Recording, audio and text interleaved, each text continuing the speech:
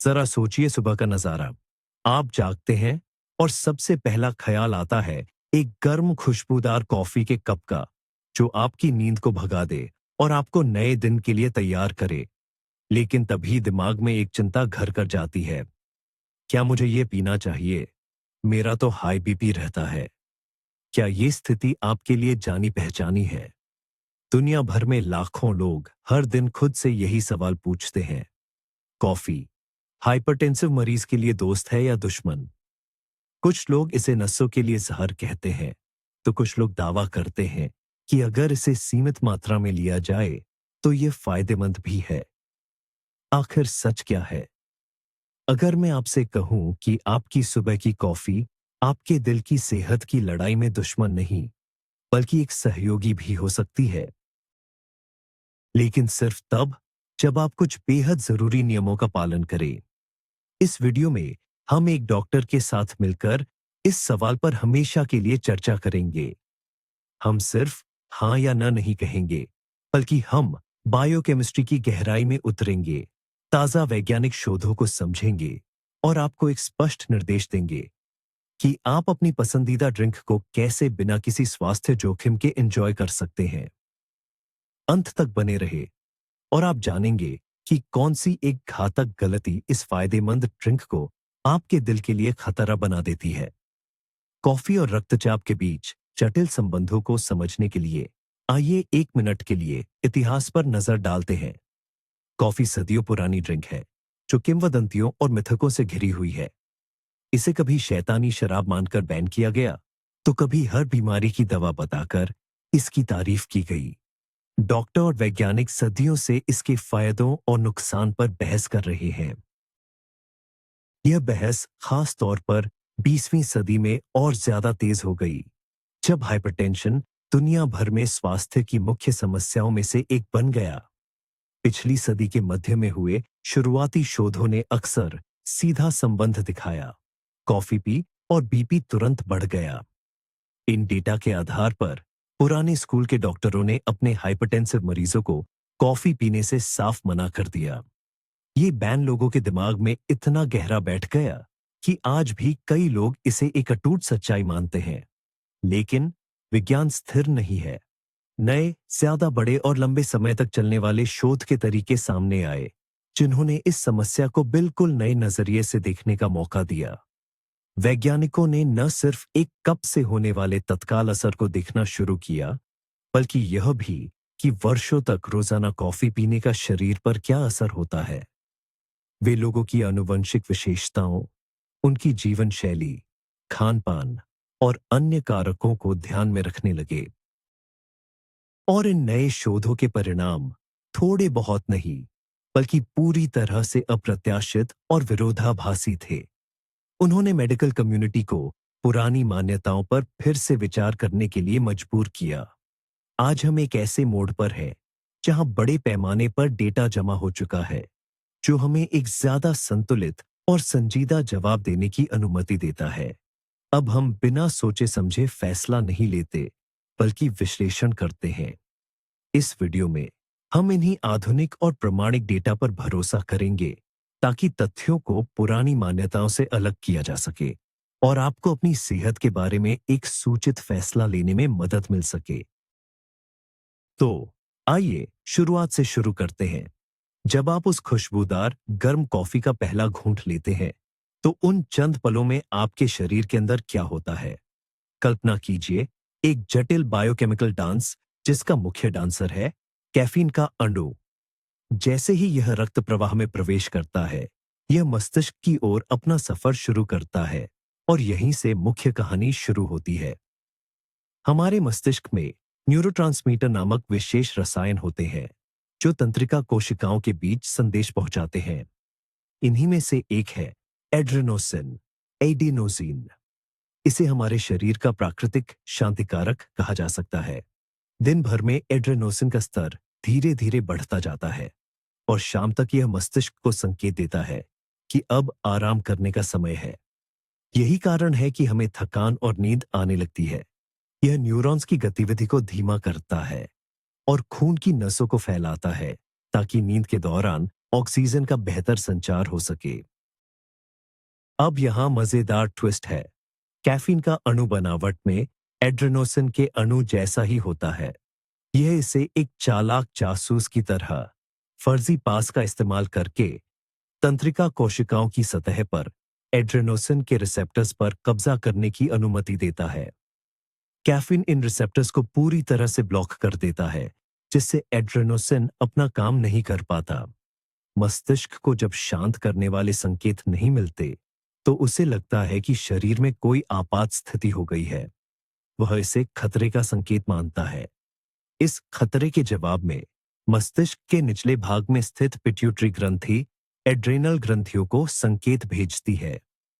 Adrenal ग्रंथियां इसके जवाब में तनाव वाले हार्मोन एड्रेनालाइन और कोर्टिसोल को तेजी से बनाना शुरू कर देती है। हार्मोन का यह अचानक उछाल ही उस ताजगी और ऊर्जा का मुख्य कारण है जिसे हम कॉफी में इतना पसंद करते हैं।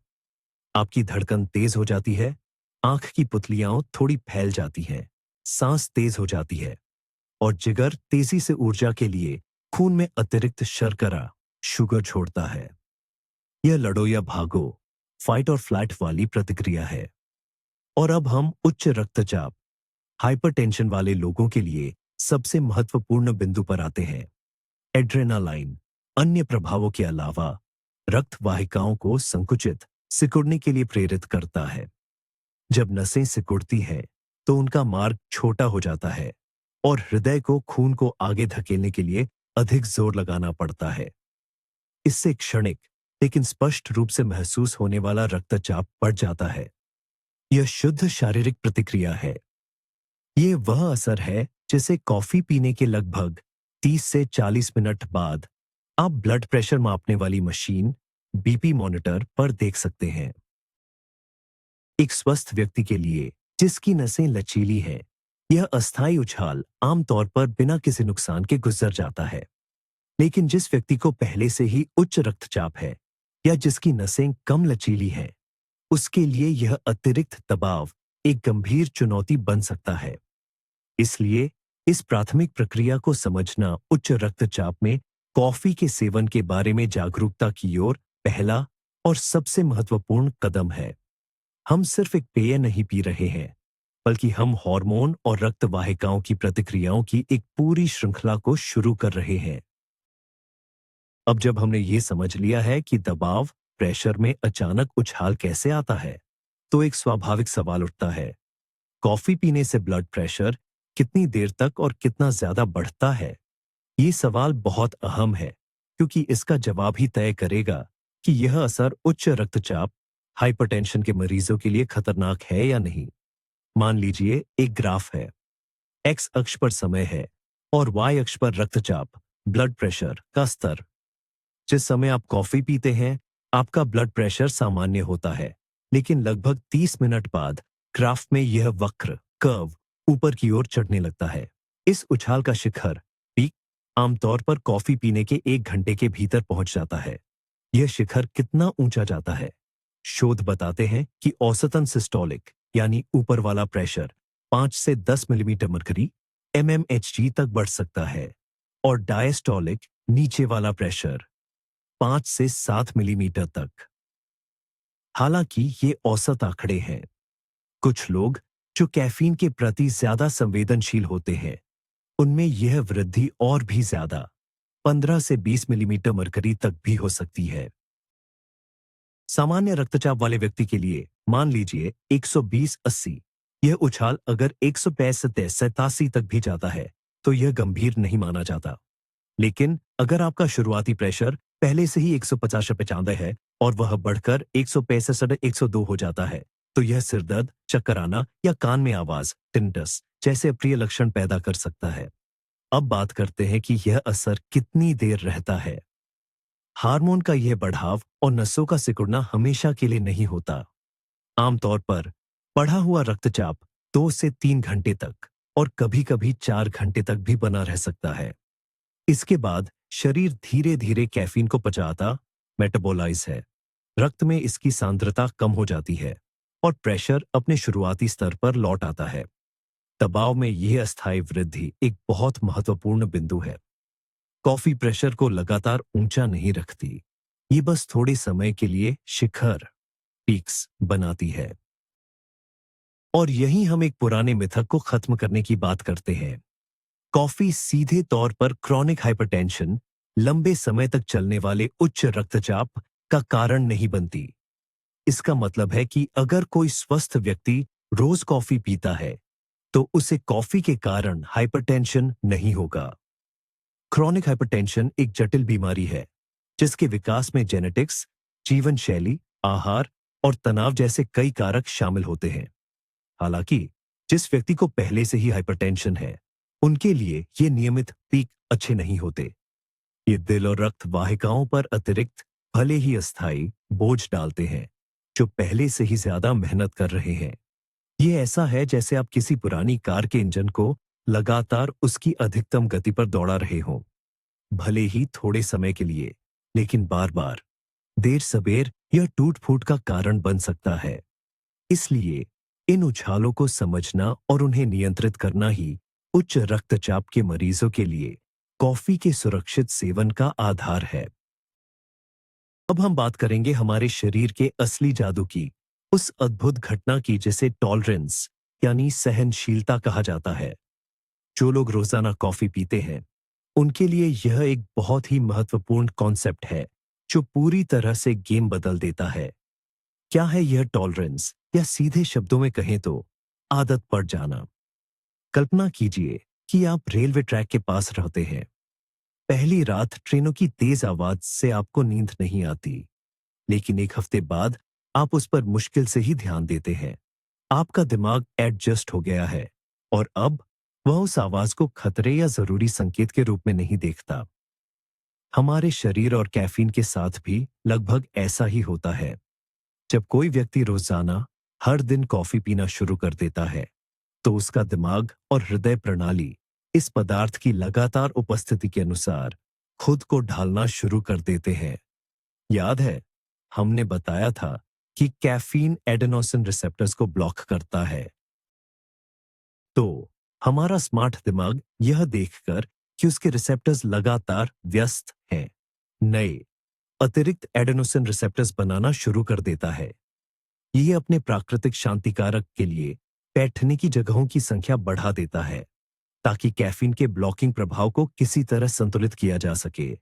इसका नतीजा यह होता है कि समय के साथ वही ताजगी भरा असर पाने के लिए ज्यादा से ज्यादा कैफीन की जरूरत पड़ती है।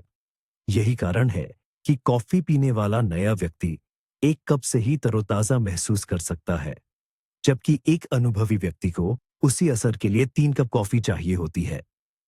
ब्लड प्रेशर पर असर 12 कप। लेकिन सबसे दिलचस्प चीज जो हमारे लिए मायने रखती है, वह है ब्लड प्रेशर। इस एडजस्टमेंट के कारण शरीर कैफीन की हर खुराक पर इतनी तेजी से प्रतिक्रिया करना बंद कर देता है। एड्रेनालाइन का स्राव कम हो जाता है, और रक्त वाहिकाएं भी इतनी तेजी से सिकुड़ना बंद कर देती है।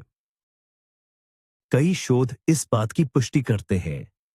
यदि हम 2 ग्रुप के लोगों को लें जो लगातार कॉफी पीते हैं और जिन्होंने इसे कई महीनों से नहीं पिया है, और उन्हें कैफीन की समान खुराक दें, तो प्रतिक्रिया बिल्कुल अलग होगी।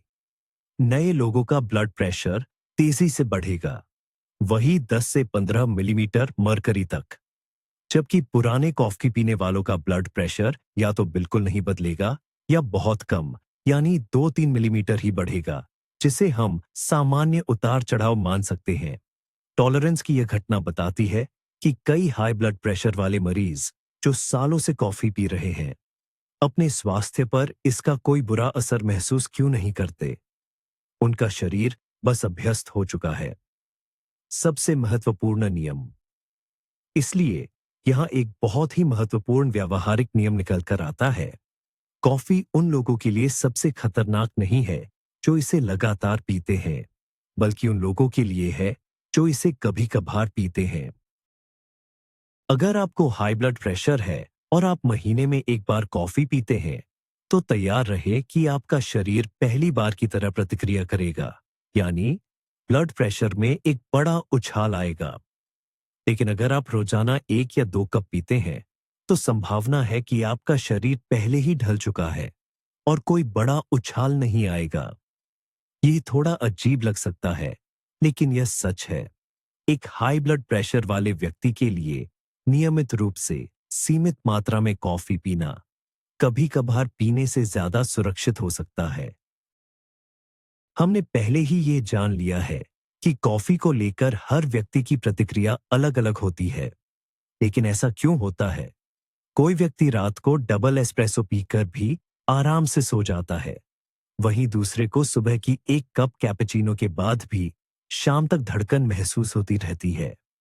इसका जवाब दरअसल हमारे जीन्स में छिपा है।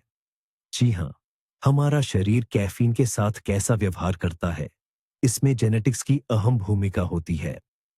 हमारे शरीर में कैफीन को प्रोसेस करने वाला मुख्य जिम्मेदार लिवर में मौजूद एक खास एंजाइम है, जिसे साइटोक्रोम P451A2 या शॉर्ट में सिर्फ CYP1A2 CYP1A2 कहते हैं। ये एंजाइम एक तरह की प्रोसेसिंग फैक्ट्री की तरह काम करता है, जो कैफीन के अणुओं को तोड़कर उन्हें शरीर से बाहर निकालने की तैयारी करता है। अब जो जीन इस एंजाइम को बनाता है, उसमें अलग-अलग लोगों में भिन्नता पाई जाती है। आपके माता-पिता से आपको जीन का कौन सा संस्करण मिला है, उसके आधार पर आप कैफीन के या तो तेज मेटाबोलाइजर, फास्ट मेटाबोलाइजर होंगे, या फिर धीमे मेटाबोलाइजर, स्लो मेटाबोलाइजर। इसका व्यवहार में क्या मतलब है? तेज मेटाबोलाइजर लोगों में C.P1A2 एंजाइम बहुत सक्रिय और प्रभावी रूप से काम करता है। उनके शरीर में कैफीन बहुत तेजी से टूटता और बाहर निकल जाता है। इसलिए कॉफी का ताजगी भरा असर उन पर ज्यादा देर नहीं रहता और वे बिना किसी नकारात्मक प्रभाव के ज्यादा कॉफी पी सकते हैं। उनका हृदय और रक्त वाहिका तंत्र कम समय के लिए कैफीन के संपर्क में आता है। वहीं धीमे मेटाबोलाइजर में यह एंजाइम नाम के अनुसार ही धीरे काम करता है। कैफीन उनके खून में काफी देर तक घूमता रहता है, कभी-कभी तो तेज मेटाबोलाइजर की तुलना में 2-3 गुना ज्यादा देर तक। इसका मतलब है कि हृदय और रक्त वाहिकाओं पर इसका उत्तेजक प्रभाव भी लंबे समय तक बना रहता है। यही वे लोग हैं जो अक्सर कॉफी के साइड इफेक्ट्स की शिकायत करते हैं, जैसे नींद न आना, बेचैनी, तेजी से दिल धड़कना और हमारे लिए सबसे जरूरी बात, रक्तचाप में अधिक और लंबे समय तक वृद्धि। इसका हाई ब्लड प्रेशर यानी हाइपरटेंशन से क्या संबंध है? बड़े वैज्ञानिक शोधों से पता चला है कि धीमे मेटाबोलाइजर कैफीन वालों के लिए, जो उच्च रक्तचाप से पीड़ित है, नियमित रूप से कॉफी पीना मायोकार्डियल इंफॉक्शन यानी हार्ट अटैक जैसी हृदय संबंधी जटिलताओं के बढ़े हुए खतरे से जुड़ा हो सकता है।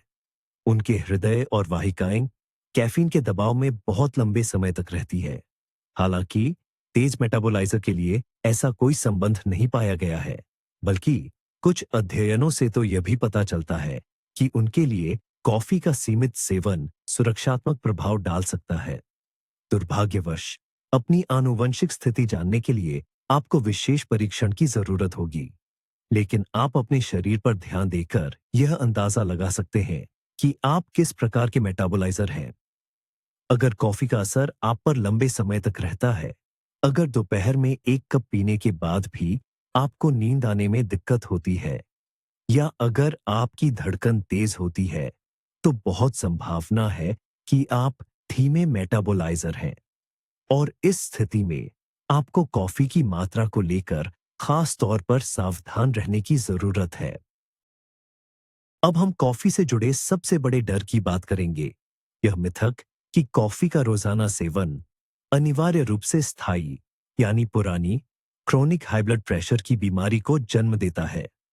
यह मिथक इतना गहरा बैठा हुआ है कि सामान्य ब्लड प्रेशर वाले कई स्वस्थ लोग भी कॉफी पीने से डरते हैं।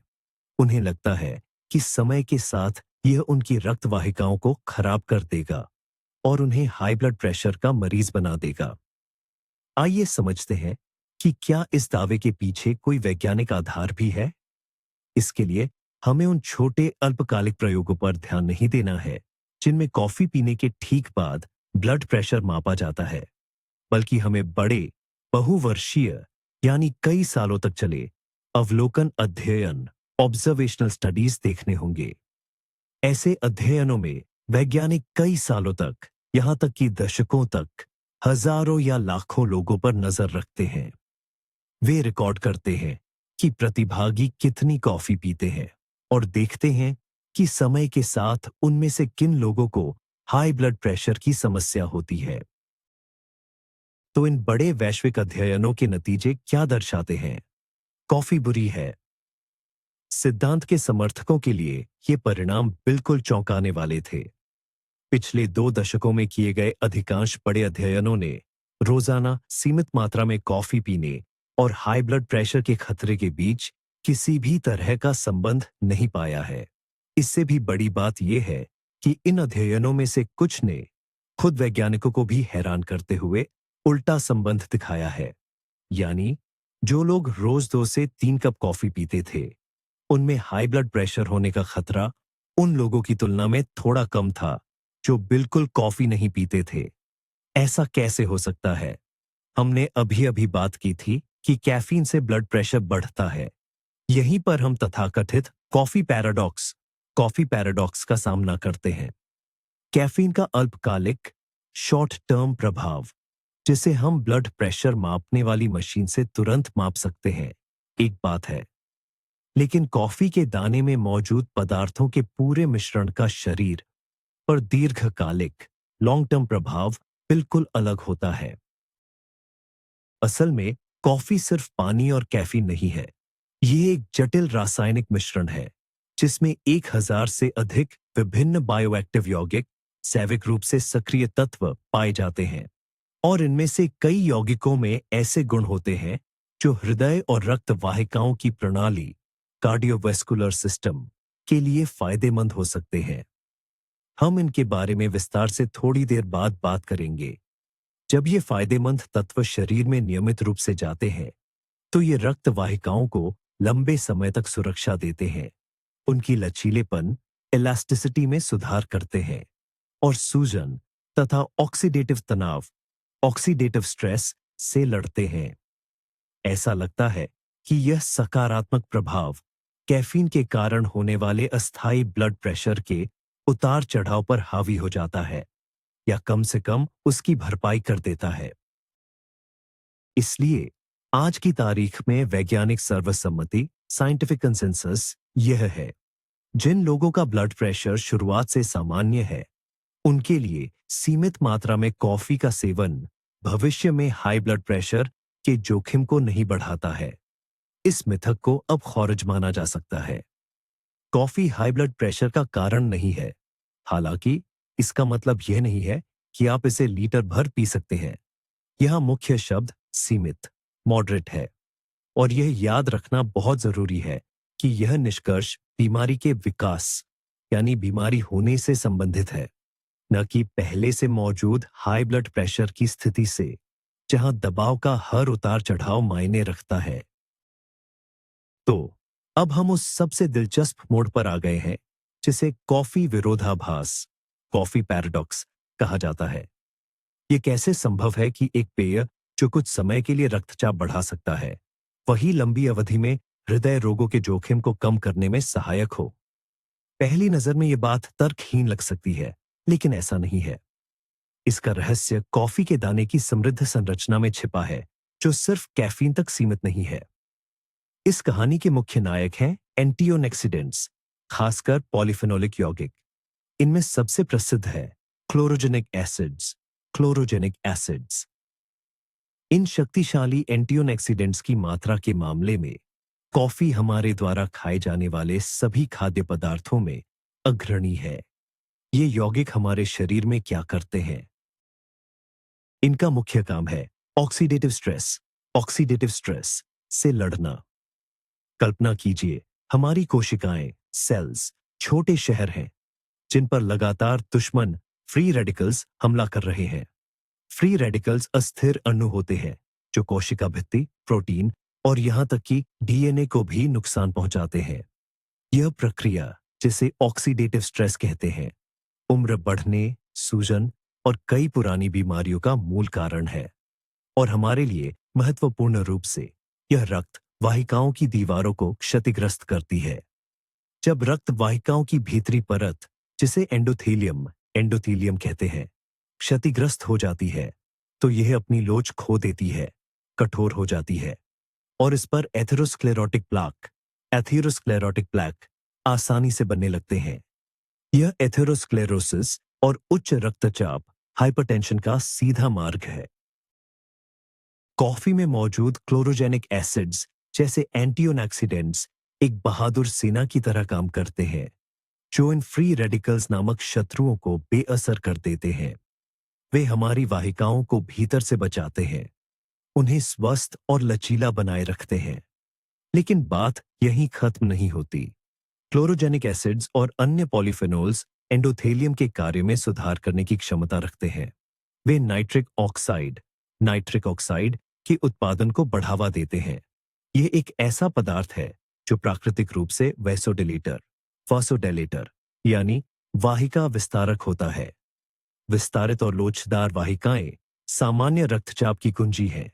तो एक अद्भुत तस्वीर सामने आती है। एक तरफ कॉफी में मौजूद कैफीन वाहिकाओं को सिकुड़ने का संकेत देता है, वहीं दूसरी तरफ उसी पेय में मौजूद एंटीऑक्सीडेंट्स लंबी अवधि में यह सुनिश्चित करते हैं कि वाहिकाएं स्वस्थ, लचीली रहे और विस्तार करने में सक्षम हों। इसके अलावा कॉफी में अन्य उपयोगी पोषक तत्व भी होते हैं, जैसे मैग्नीशियम, जो हृदय गति के नियमन और वाहिका भित्ति को आराम देने के लिए महत्वपूर्ण है, और पोटासियम, जो शरीर से अतिरिक्त सोडियम को बाहर निकालने में मदद करता है, जिससे रक्तचाप कम रखने में सहायता मिलती है। इस प्रकार कॉफी का दाना उत्तेजक, स्टिमुलेटिंग और सुरक्षात्मक प्रोटेक्टिव घटकों का एक अद्भुत संतुलन प्रस्तुत करता है, और नियमित सेवन के साथ सुरक्षात्मक यानी एंटीऑक्सीडेंट गुण ही सामने आते हैं, जो समग्र हृदय वाहिका स्वास्थ्य पर लाभकारी प्रभाव डालते हैं। यही कॉफी विरोधाभास का समाधान है, जो बताता है कि क्यों कई वर्षों के शोध अक्सर मध्यम मात्रा में कॉफी पीने से नुकसान नहीं, बल्कि लाभ दिखाते हैं। जब हम कॉफी कहते हैं, तो अक्सर हमारे दिमाग में एक ही तरह की चीज आती है, पर असलियत में कॉफी की दुनिया बहुत बड़ी और विविध है। उच्च रक्तचाप, हाई ब्लड प्रेशर से पीड़ित व्यक्ति के लिए सही तरह की कॉफी चुनना निर्णायक साबित हो सकता है। आइए हम रसोई में सबसे ज्यादा इस्तेमाल होने वाली दो तरह की कॉफी की तुलना करते हैं। नेचुरल ब्रूड कॉफी, ताजा बनी कॉफी, और इंस्टेंट कॉफी। भले ही पहली नजर में आपको लगे कि फर्क सिर्फ बनाने के तरीके में है, लेकिन यही अंतर कैफीन की मात्रा और सेहतमंद तत्वों की मौजूदगी से कहीं ज्यादा गहरा है। शुरुआत ब्रूड कॉफी से करते हैं, चाहे वह टर्क में बनी हो, फ्रेंच प्रेस में या कॉफी मशीन में। इसमें हम भुने हुए और पिसे हुए पूरे कॉफी बीन्स का इस्तेमाल करते हैं। इस तरह की कॉफी अपने अंदर अधिकतम पॉलीफेनोल्स और एंटीऑक्सीडेंट्स को सुरक्षित रखती है। क्लोरोजेनिक एसिड्स, जो हमारी रक्त वाहिकाओं की सुरक्षा करते हैं, भी इसमें भरपूर मात्रा में होते हैं। एक standard 200 millilitre cup brood coffee में कैफीन की मात्रा बीन्स की किस्म और बनाने के तरीके के आधार पर औसतन 80 से 120 मिलीग्राम के बीच हो सकती है। अब इंस्टेंट कॉफी को देखते हैं। इसका उत्पादन प्रोसेस बहुत जटिल होता है। पहले कॉफी बीन्स को भूनकर पीसा जाता है, फिर उनका बहुत गाढ़ा कॉफी एक्सट्रैक्ट बनाया जाता है। इसके बाद एक्सट्रैक्ट को सुखाया जाता है। दुर्भाग्य से इस तीव्र तकनीकी प्रक्रिया के दौरान मूल्यवान क्लोरोजेनिक एसिड्स सहित उपयोगी पोषक तत्वों का एक बड़ा हिस्सा नष्ट हो जाता है। कुछ अध्ययनों से पता चलता है कि इंस्टेंट कॉफी में इनकी मात्रा ब्रूड कॉफी की तुलना में 2 से 3 गुना कम हो सकती है। और कैफीन का क्या? यहाँ एक दिलचस्प बात है। इंस्टेंट कॉफी बनाने के लिए आमतौर पर रोबस्टा जैसी सस्ती किस्म के बीन्स का उपयोग किया जाता है। रोबस्टा में प्राकृतिक रूप से अरेबिका, जो ब्रूड कॉफी में ज्यादा इस्तेमाल होती है, की तुलना में 1.5 से 2 गुना ज्यादा कैफीन होता है। हालांकि प्रोसेसिंग के दौरान कुछ कैफीन नष्ट हो जाता है, फिर भी अंतिम रूप से इंस्टेंट कॉफी के एक कप में कैफीन की मात्रा ब्रूड कॉफी से थोड़ी कम ही होती है, औसतन 60 से 80 मिलीग्राम। एक हाई ब्लड प्रेशर का मरीज इससे क्या निष्कर्ष निकाले? यदि आप कॉफी मुख्य रूप से रक्त वाहिकाओं को सुरक्षा देने वाले फायदों के लिए पी रहे हैं, तो आपका स्पष्ट चुनाव नेचुरल ब्रूड कॉफी होना चाहिए। इसमें आपको अधिकतम एंटीऑक्सीडेंट्स मिलेंगे। अगर आपका मुख्य लक्ष्य कैफीन की खुराक को कम करना है, तो इंस्टेंट कॉफी बेहतर विकल्प लग सकती है। हालांकि यह जरूरी है कि आप याद रखें कि ऐसा करके आप स्वास्थ्य लाभ के एक बड़े हिस्से से वंचित हो जाएंगे। शायद हाई ब्लड प्रेशर के मरीज के लिए सबसे अच्छा समझौता यह होगा कि वह अच्छी क्वालिटी की अरेबिका कॉफी को हल्का, ज्यादा तेज नहीं बनाए। इस तरह आपको कैफीन की संतुलित खुराक के साथ साथ रक्त वाहिकाओं के लिए जरूरी पोषक तत्वों की पूरी रेंज भी मिल जाएगी। इंस्टेंट कॉफी को केवल तभी इस्तेमाल करें जब आपके पास कोई दूसरा विकल्प न हो। हम कॉफी के बारे में तो खूब बातें करते हैं, लेकिन अक्सर ये भूल जाते हैं कि हम इसमें मिला क्या रहे हैं। जबकि यही चीजें कॉफी के सारे संभावित फायदों को खत्म करके उसे एक कैलोरी और शुगर बम बना सकती है, जो खासकर हाई ब्लड प्रेशर, हाइपरटेंशन के मरीजों के लिए बेहद खतरनाक है।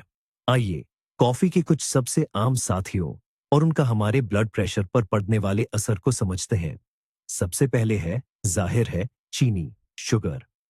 कई लोगों के लिए हर कप में 2-3 चम्मच चीनी डालना एक आम आदत है, लेकिन ये आदत हमारी रक्त वाहिकाओं, ब्लड वेसल्स के लिए क्या मायने रखती है? ज्यादा मात्रा में चीनी खाने से खून में इंसुलिन का स्तर तेजी से बढ़ जाता है। इंसुलिन का ये लगातार ऊंचा स्तर शरीर में नमक, सोडियम और पानी को रोक कर रखता है, जो सीधे तौर पर ब्लड प्रेशर को बढ़ा देता है। इसके अलावा अत्यधिक चीनी शरीर में सूजन, सिस्टमिक इन्फ्लेमेशन को बढ़ावा देती है, जिससे रक्त वाहिकाओं की दीवारें खराब और कठोर हो जाती हैं। चीनी सिर्फ खाली कैलोरी है जो वजन बढ़ाती है। मोटापा हाइपरटेंशन के विकास और गंभीर होने का एक प्रमुख खतरा है। इस तरह कॉफी में चीनी मिलाकर आप अपने ही हाथों से एक ऐसा कारक पैदा कर रहे हैं जो कॉफी में मौजूद एंटीऑक्सीडेंट्स के सारे अच्छे गुणों को बेकार कर देता है। यह बिल्कुल ऐसा है जैसे आप एक ही समय में गाड़ी में एक्सीलरेटर और ब्रेक दोनों दबा रहे हो। दूसरा सबसे लोकप्रिय दुश्मन है हाई फैट क्रीम, खासकर नॉन डेयरी या प्लांट बेस्ड क्रीम और तरह तरह के सिरप। ज्यादा फैट वाली क्रीम पेय में बड़ी मात्रा में सैचुरेटेड फैट, संतृप्त वसा जोड़ देती है। वहीं सिरप, चाहे वह कारमेल हो, वनीला हो या चॉकलेट, असल में फ्लेवर मिला हुआ गाढ़ा चीनी का घोल होता है। कॉफी शॉप में सिरप की सिर्फ एक सर्विंग में 20 से 30 ग्राम तक चीनी हो सकती है, जो कई लोगों के लिए रोज की तय सीमा से ज्यादा है। सिरप वाले मशहूर ड्रिंक्स जैसे लट्टे, मोकाचिनो या व्हिप्ड क्रीम वाले फ्राप्पुचिनो अब कॉफी नहीं रहे। वे असल में तरल मिठाइयाँ, लिक्विड डेजर्ट्स बन चुके हैं। ऐसे एक कप की कैलोरी 400 से 500 किलो कैलोरी तक पहुंच सकती है, जो एक पूरे भोजन के बराबर है। इन ड्रिंक्स का नियमित सेवन सीधा मोटापे, मेटाबॉलिक सिंड्रोम और अंततः हाई ब्लड प्रेशर की समस्या को बढ़ाने का रास्ता है। तो इसका विकल्प क्या है? हाई ब्लड प्रेशर के मरीजों के लिए सबसे अच्छा चुनाव है ब्लैक कॉफी, बिना चीनी और बिना किसी अतिरिक्त चीज के। इसी रूप में कॉफी अपने सभी स्वास्थ्य लाभ पूरी तरह से प्रदान करती है। यदि आपको ब्लैक कॉफी पीना मुश्किल लगता है, तो आप थोड़ा कम फैट वाला सामान्य दूध या बिना चीनी वाला कोई प्लांट बेस्ड मिल्क विकल्प मिला सकते हैं। आप दालचीनी, सिनेमन, इलायची, कार्डामम या जायफल, नटमेग जैसे प्राकृतिक मसालों के साथ भी प्रयोग कर सकते हैं। ये स्वास्थ्य को नुकसान पहुंचाए बिना खुशबू और स्वाद जोड़ते हैं। एक साधारण नियम याद रखें, आपकी कॉफी जितनी सादी होगी, वह आपकी रक्त वाहिकाओं के लिए उतनी ही ज्यादा फायदेमंद होगी। आइए एक बार फिर शक्कर, चीनी पर ध्यान दें। क्योंकि हाई ब्लड प्रेशर, उच्च रक्तचाप के संदर्भ में इसके नकारात्मक प्रभाव को अक्सर कम आंका जाता है और सारा दोष कैफीन पर डाल दिया जाता है। अत्यधिक शक्कर के सेवन और हाई ब्लड प्रेशर के बीच संबंध आज एक वैज्ञानिक रूप से सिद्ध तथ्य है और इसका प्रभाव कई तरह से होता है।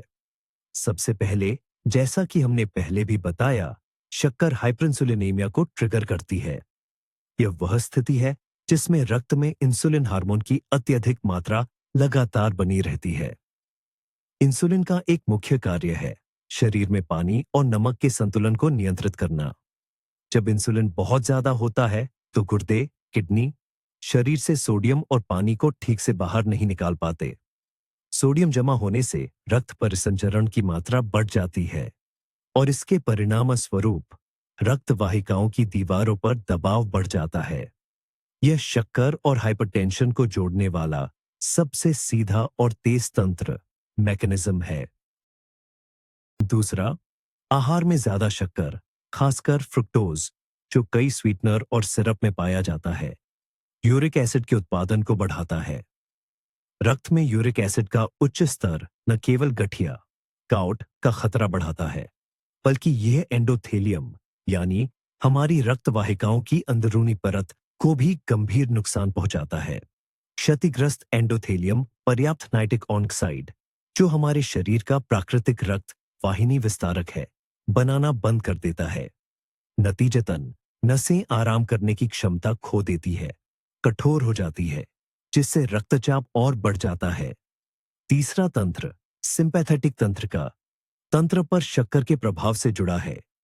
बड़ी मात्रा में शक्कर खाने से यह तंत्र सक्रिय हो सकता है, जिससे दिल की धड़कन तेज हो जाती है और बाहरी रक्त वाहिकाएं सिकुड़ जाती है। यह प्रतिक्रिया एड्रेनालाइन हार्मोन द्वारा उत्पन्न प्रतिक्रिया के समान ही होती है। इसका मतलब है कि जब आप कॉफी में शक्कर मिलाते हैं तो आपको वाहिकाओं पर दोहरी मार पड़ती है, एक कैफीन से और दूसरी शक्कर से। चौथा और शायद लंबी अवधि में सबसे महत्वपूर्ण तंत्र है वजन बढ़ना। शक्करयुक्त पेय, जिसमें शक्कर और सिरप वाली कॉफी भी शामिल है, आधुनिक आहार में खाली कैलोरी का मुख्य स्रोत है। ये पेट भरने का एहसास नहीं कराते, लेकिन वसा, फैट, ऊतक, खासकर आंतरिक अंगों के आसपास विसरल फैट, पेट की चर्बी के जमाव को बढ़ावा देते हैं। और विसरल फैट केवल ऊर्जा का निष्क्रिय भंडार नहीं है, यह एक सक्रिय एंडोक्राइन अंग है जो हार्मोन और सूजन, इन्फ्लेमेशन बढ़ाने वाले पदार्थ पैदा करता है, जो इंसुलिन प्रतिरोध, पूरे शरीर में सूजन और निश्चित रूप से उच्च रक्तचाप को बढ़ावा देते हैं। इस प्रकार आपकी कॉफी में शक्कर का हर एक चम्मच आपके रक्तचाप की समस्या को बिगाड़ने की दिशा में एक छोटा कदम है। इस आदत को छोड़ना खुद कॉफी को पूरी तरह छोड़ने की तुलना में हाई ब्लड प्रेशर को नियंत्रित करने के लिए कहीं अधिक फायदेमंद हो सकता है। यह वह मामला है जहां मुख्य घटक नहीं, बल्कि उसका साथी एक निर्णायक नकारात्मक भूमिका निभाता है।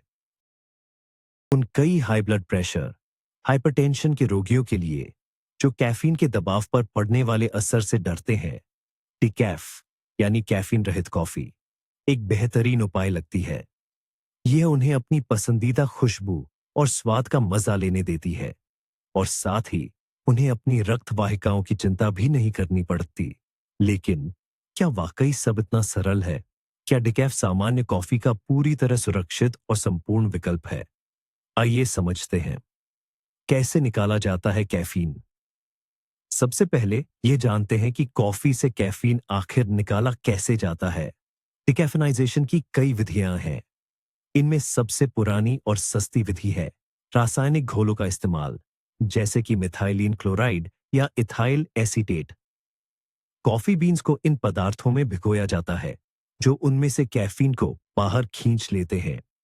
इसके बाद बीन्स को धोया और भुना जाता है। हालांकि निर्माता ये भरोसा दिलाते हैं कि घोल की अवशिष्ट मात्रा, रेजिडुअल क्वांटिटी, बहुत कम और सुरक्षित होती है। फिर भी यह तरीका कई उपभोक्ताओं के मन में चिंता पैदा करता है। अधिक आधुनिक और महंगे तरीके हैं Swiss water process, Swiss water process और लिक्विफाइड कार्बन डाइऑक्साइड का इस्तेमाल करने वाला तरीका। इन विधियों में हानिकारक रसायनों का उपयोग नहीं किया जाता है और इसीलिए ऐसी बीन्स को ज्यादा शुद्ध और बेहतर माना जाता है। अगर आप डिकैफ चुनते हैं तो पैकेट पर डिकैफेनाइजेशन की विधि की जानकारी जरूर देखें। क्या स्वास्थ्य लाभ कम हो जाता है? अब मुख्य बात, क्या ऐसी कॉफी में स्वास्थ्य लाभ बाकी रहता है? दुख की बात यह है कि कैफीन हटाने की प्रक्रिया में, खासकर रासायनिक तरीकों से, इसके साथ साथ कुछ उपयोगी पॉलीफेनोल्स और एंटीऑक्सीडेंट्स भी कम हो जाते हैं। विभिन्न अनुमानों के अनुसार डिकैफ में क्लोरोजेनिक एसिड की मात्रा सामान्य कॉफी की तुलना में 15 से 30% तक कम हो सकती है। यानी रक्त वाहिकाओं के लिए इसके सुरक्षात्मक गुण कुछ हद तक कम हो जाते हैं, हालांकि यह पूरी तरह से खत्म नहीं होते। कितना कैफीन बाकी रहता है? यह जानना भी जरूरी है कि कैफीन मुक्त कॉफी कहना पूरी तरह से सही नहीं है। तकनीकी रूप से बीन्स से कैफीन को पूरी तरह हटाना असंभव है। मानकों के अनुसार डिकैफ में कम से कम 97% 37% कैफीन हटा दिया जाना चाहिए। इसका मतलब है कि इसकी एक छोटी मात्रा, आमतौर पर प्रति कप 2 से 5 मिलीग्राम, फिर भी रह जाती है। अधिकांश लोगों के लिए यह मात्रा बिल्कुल नगण्य होती है। हालांकि कैफीन के प्रति अति संवेदनशील लोगों में सैद्धांतिक रूप से इतनी कम मात्रा भी कुछ प्रतिक्रिया पैदा कर सकती है। क्या डिकैफ से ब्लड प्रेशर बढ़ता है? क्या डिकैफ रक्तचाप को प्रभावित करती है? अधिकांश शोध स्टडीज बताते हैं कि नहीं। चूंकि दबाव में अचानक तेजी लाने वाला मुख्य सक्रिय पदार्थ हटा दिया गया है, डिकैफ हृदय रक्त वाहिका प्रणाली पर इतना तीव्र प्रभाव नहीं डालती। यह एड्रेनालाइन का रिसाव या रक्त वाहिकाओं का सिकुड़ना, वासोकंस्ट्रिक्शन, नहीं करती। इसीलिए ब्लड प्रेशर के पीक को नियंत्रित करने के दृष्टिकोण से डिकैफ वास्तव में हाई बीपी के मरीजों के लिए कहीं अधिक सुरक्षित विकल्प है। निष्कर्ष में हम कह सकते हैं कि डिकैफ एक अच्छा समझौता है। आपको कुछ एंटीऑक्सीडेंट लाभों का और शायद स्वाद की कुछ बारीक परतों का त्याग करना पड़ता है, लेकिन आपको एक ऐसा पेय मिलता है जो ब्लड प्रेशर में अचानक उछाल नहीं लाता। यह दोपहर के बाद के समय के लिए एक बेहतरीन विकल्प है, जब कैफीन का उत्तेजना देना अवांछित होता है, या उन हाई ब्लड प्रेशर के मरीजों के लिए जो सामान्य कॉफी को बिल्कुल भी बर्दाश्त नहीं कर पाते। उच्च रक्तचाप, हाइपरटेंशन के मरीजों के लिए यह जानना बहुत जरूरी है कि वे किस तरह की और कितनी कॉफी पीते हैं, लेकिन इससे भी ज्यादा जरूरी है कि वे इसे कब पीते हैं। अगर आप कॉफी पीने का सही समय चुनते हैं, तो आप संभावित जोखिमों को कम कर सकते हैं और इस पेय का पूरा आनंद बिना किसी स्वास्थ्य हानि के ले सकते हैं। हमारे दैनिक बायोरिदम्स, जैविक लय और शरीर विज्ञान को समझने पर आधारित कुछ महत्वपूर्ण नियम हैं।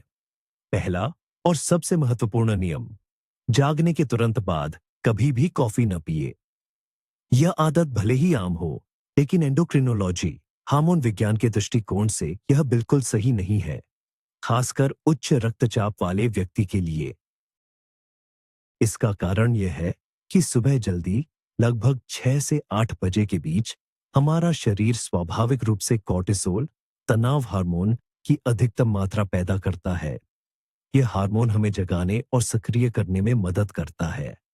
यदि आप इस समय कैफीन से अतिरिक्त उत्तेजना जोड़ते हैं, जो कॉर्टिसोल उत्पादन को भी बढ़ाता है, तो हार्मोन का अत्यधिक उछाल, ओवरशूट, हो सकता है। इससे अनावश्यक घबराहट, बेचैनी और रक्तचाप में तेजी से वृद्धि हो सकती है। साथ ही समय के साथ शरीर सुबह की कैफीन की खुराक का आदी हो सकता है और अपना खुद का कॉर्टिसोल उत्पादन कम कर सकता है, जिससे निर्भरता पैदा होती है। कॉफी के बिना आप थकान महसूस करेंगे। पहली कप कॉफी पीने का सबसे आदर्श समय सुबह 9:30 से लेकर 11:30 तक का है। इस समय तक कॉर्टिसोल का सुबह का चरम स्तर गुजर चुका होता है और कैफीन का उत्तेजक प्रभाव सबसे ज्यादा प्रभावी और सौम्य होगा। दूसरा नियम, दोपहर के बाद खासकर 3 या 4 बजे के बाद कॉफी से बचे। जैसा कि हम जानते हैं, कुछ लोग, विशेष रूप से धीमी गति से मेटाबोलाइज करने वाले लोग, ऐसे होते हैं जिनके रक्त में कैफीन बहुत लंबे समय तक, लगभग 8 से 10 घंटे तक रह सकता है। यदि आप शाम 4 बजे कॉफी पीते हैं, तो हो सकता है कि आप रात 11 बजे ठीक से सो न पाए।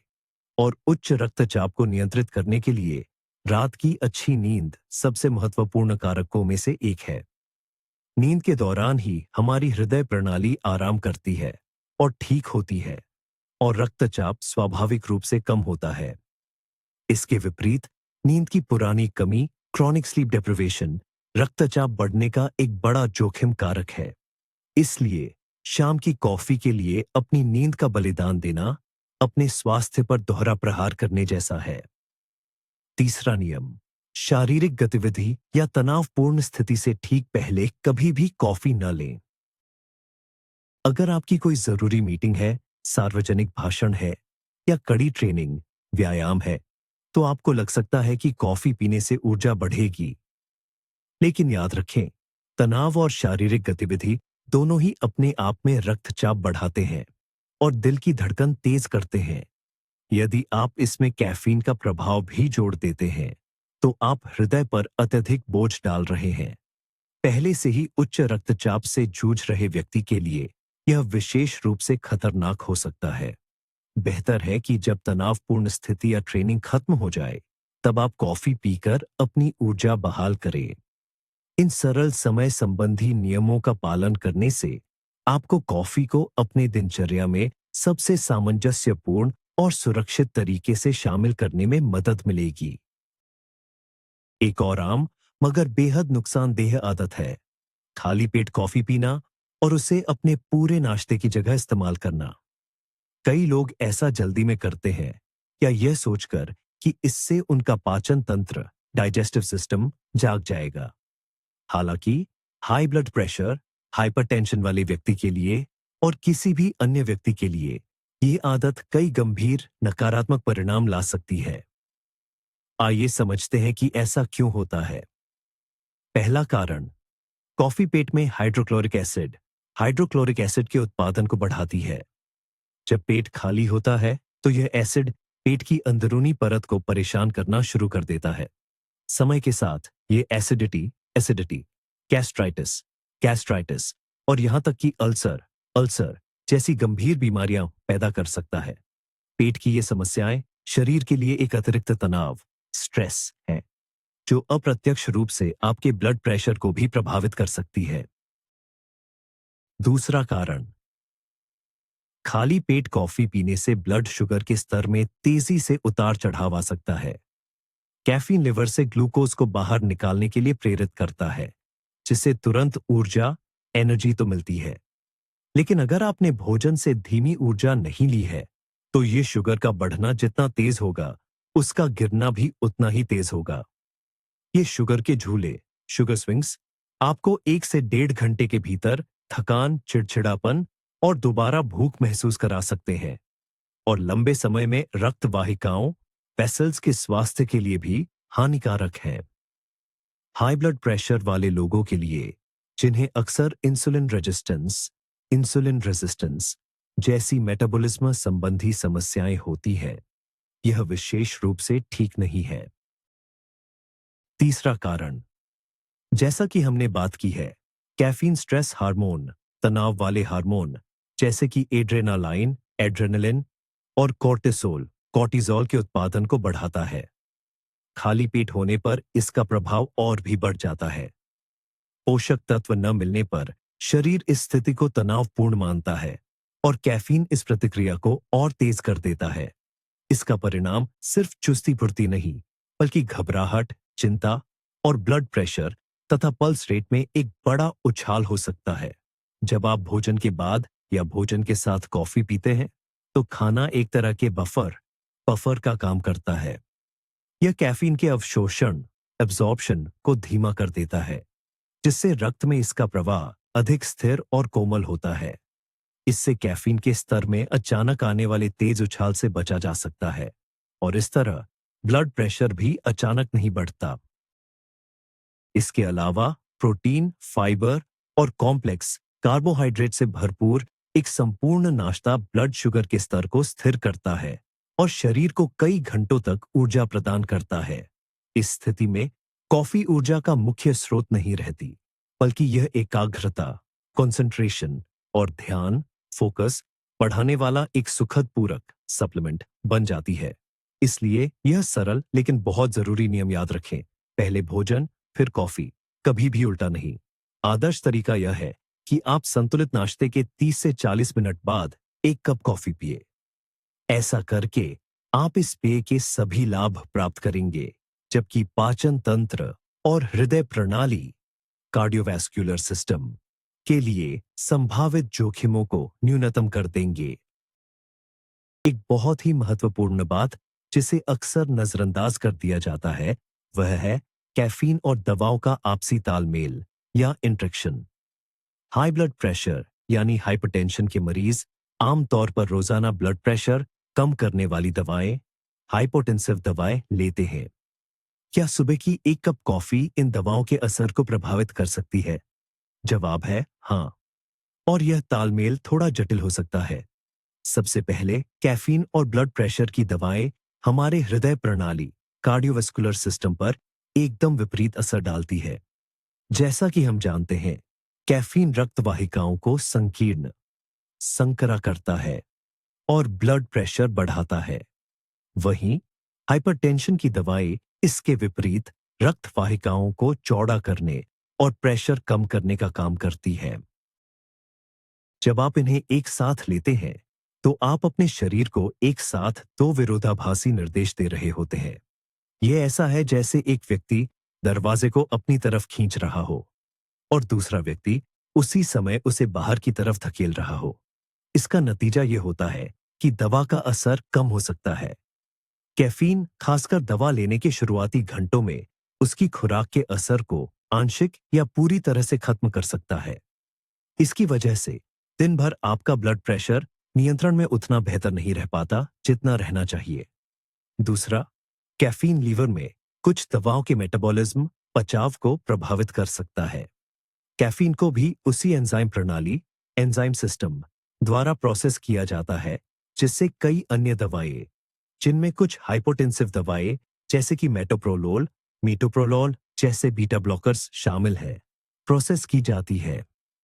जब कैफीन और दवा दोनों एक साथ लीवर में पहुंचते हैं, तो वे एंजाइमों के लिए प्रतिस्पर्धा, कंपीट करने लगते हैं। इससे दवा के टूटने और शरीर से बाहर निकलने की प्रक्रिया धीमी हो सकती है। नतीजतन रक्त में दवा की सांद्रता, कंसंट्रेशन बढ़ जाती है और साइड इफेक्ट्स, दुष्प्रभाव बढ़ सकते हैं। वहीं कुछ अन्य दवाओं के लिए कैफीन इसके विपरीत उनके शरीर से बाहर निकलने की गति को तेज कर सकता है, जिससे चिकित्सीय प्रभाव, थेरेप्यूटिक इफेक्ट कम हो जाता है। हाइपोटेंसिव दवाओं के अलावा कैफीन अन्य दवाओं के साथ भी तालमेल बिठाता है। उदाहरण के लिए, ये कुछ दर्द निवारक, पेनकिलर्स दवाओं के असर को बढ़ा सकता है। यही कारण है कि कैफीन अक्सर संयुक्त एनाल्जेसिक में मिलाया जाता है। लेकिन साथ ही ये थायराइड या आयरन, लोहे की दवाओं के अवशोषण, एब्जॉर्प्शन को बिगाड़ सकता है। एंटीकोएगुलेंट्स, खून पतला करने वाली दवाएं और कुछ एंटीडिप्रेसेंट के साथ कैफीन का सेवन करते समय भी आपको सावधानी बरतनी चाहिए। तो फिर क्या करना चाहिए?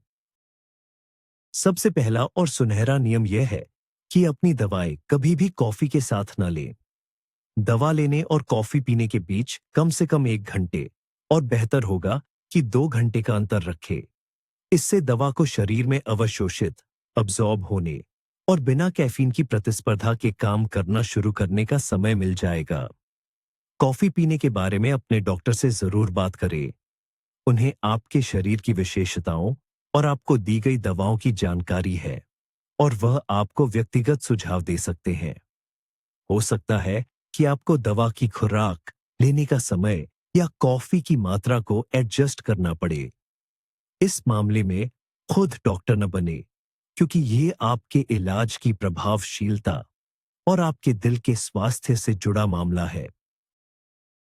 हालांकि ज्यादातर हाई ब्लड प्रेशर वाले लोगों के लिए कॉफी का सीमित मात्रा में सेवन सुरक्षित हो सकता है, लेकिन यह बहुत जरूरी है कि आप अपने शरीर के संकेतों को पहचानें और खतरे के निशानों को नजरअंदाज न करें। कुछ ऐसे लक्षण हैं जिनके दिखने पर आपको सिर्फ सावधान नहीं होना है, बल्कि तुरंत कॉफी छोड़ देनी चाहिए और संभव हो तो डॉक्टर से सलाह लेनी चाहिए। आइए इन रेड फ्लैग्स पर एक नजर डालते हैं। 1. थर्ड डीएचकन का तेज या अनियमित होना। सबसे पहला और सबसे स्पष्ट लक्षण है थर्ड डीएचकन का बहुत तेज या अनियमित होना। अगर आपको ऐसा महसूस हो कि दिल सीने से बाहर निकलकर ई धड इडा दाद दाद दाद नेच दाद कर रहा है, या फिर इसकी गति बहुत अनियमित या रुक रुक कर हो रही है, तो यह कैफीन से शुरू हुई अतालता, अरिदमिया का संकेत हो सकता है। इस स्थिति को टैकीकार्डिया कहा जाता है। हाई ब्लड प्रेशर के कारण पहले से ही तनाव में काम कर रहे दिल के लिए ताल में कोई भी गड़बड़ी खतरनाक हो सकती है। तो गंभीर सिरदर्द और चक्कर आना दूसरा चेतावनी संकेत है। सिर दर्द का बढ़ना या अचानक शुरू होना, खासकर सिर के पिछले हिस्से में। इसके साथ चक्कर आना, कानों में सीटी बजना या आंखों के सामने अंधेरा छा जाना भी हो सकता है। ये लक्षण बताते हैं कि आपका ब्लड प्रेशर बहुत ऊंचे खतरनाक स्तर पर पहुंच गया है। इस मामले में कॉफी ने एक ट्रिगर का काम किया है और यह हाइपरटेंसिव क्राइसिस यानी एक खतरनाक स्थिति की शुरुआत हो सकती है, जिसके लिए तुरंत नियंत्रण जरूरी है। 3. छाती में दर्द या बेचैनी। तीसरा लक्षण है छाती में दर्द या असहजता। यह दर्द दबाव वाला, कसने वाला या जलन पैदा करने वाला हो सकता है और अक्सर बाईं बाम, गर्दन या कंधे के नीचे तक फैल जाता है। कॉफी पीने के तुरंत बाद अगर आपको ऐसा कोई भी एहसास होता है, तो यह गंभीर चिंता का विषय है, क्योंकि यह एंजाइना यानी दिल की मांसपेशियों तक खून की अपर्याप्त आपूर्ति का संकेत हो सकता है। कैफीन दिल की ऑक्सीजन की जरूरत बढ़ा देता है और अगर कोरोनरी नसें पहले से ही सिकुड़ी हुई है, तो वे बढ़ी हुई मांग को पूरा नहीं कर पाती। शन, अत्यधिक घबराहट और कंपकंपी। चौथा संकेत है अत्यधिक घबराहट, एंग्जाइटी, बेचैनी, हाथों में कंपकंपी या यहां तक कि पैनिक अटैक आना। हालांकि ये लक्षण सिर्फ मानसिक लग सकते हैं, लेकिन ये सेंट्रल और सिंपैथेटिक नर्वस सिस्टम की अत्यधिक उत्तेजना का नतीजा होते हैं। हाई ब्लड प्रेशर के मरीजों के लिए अचानक तनाव या पैनिक की स्थिति खुद में खतरनाक होती है, क्योंकि इससे एड्रेनालाइन का तेज स्राव होता है और ब्लड प्रेशर और भी तेजी से बढ़ जाता है।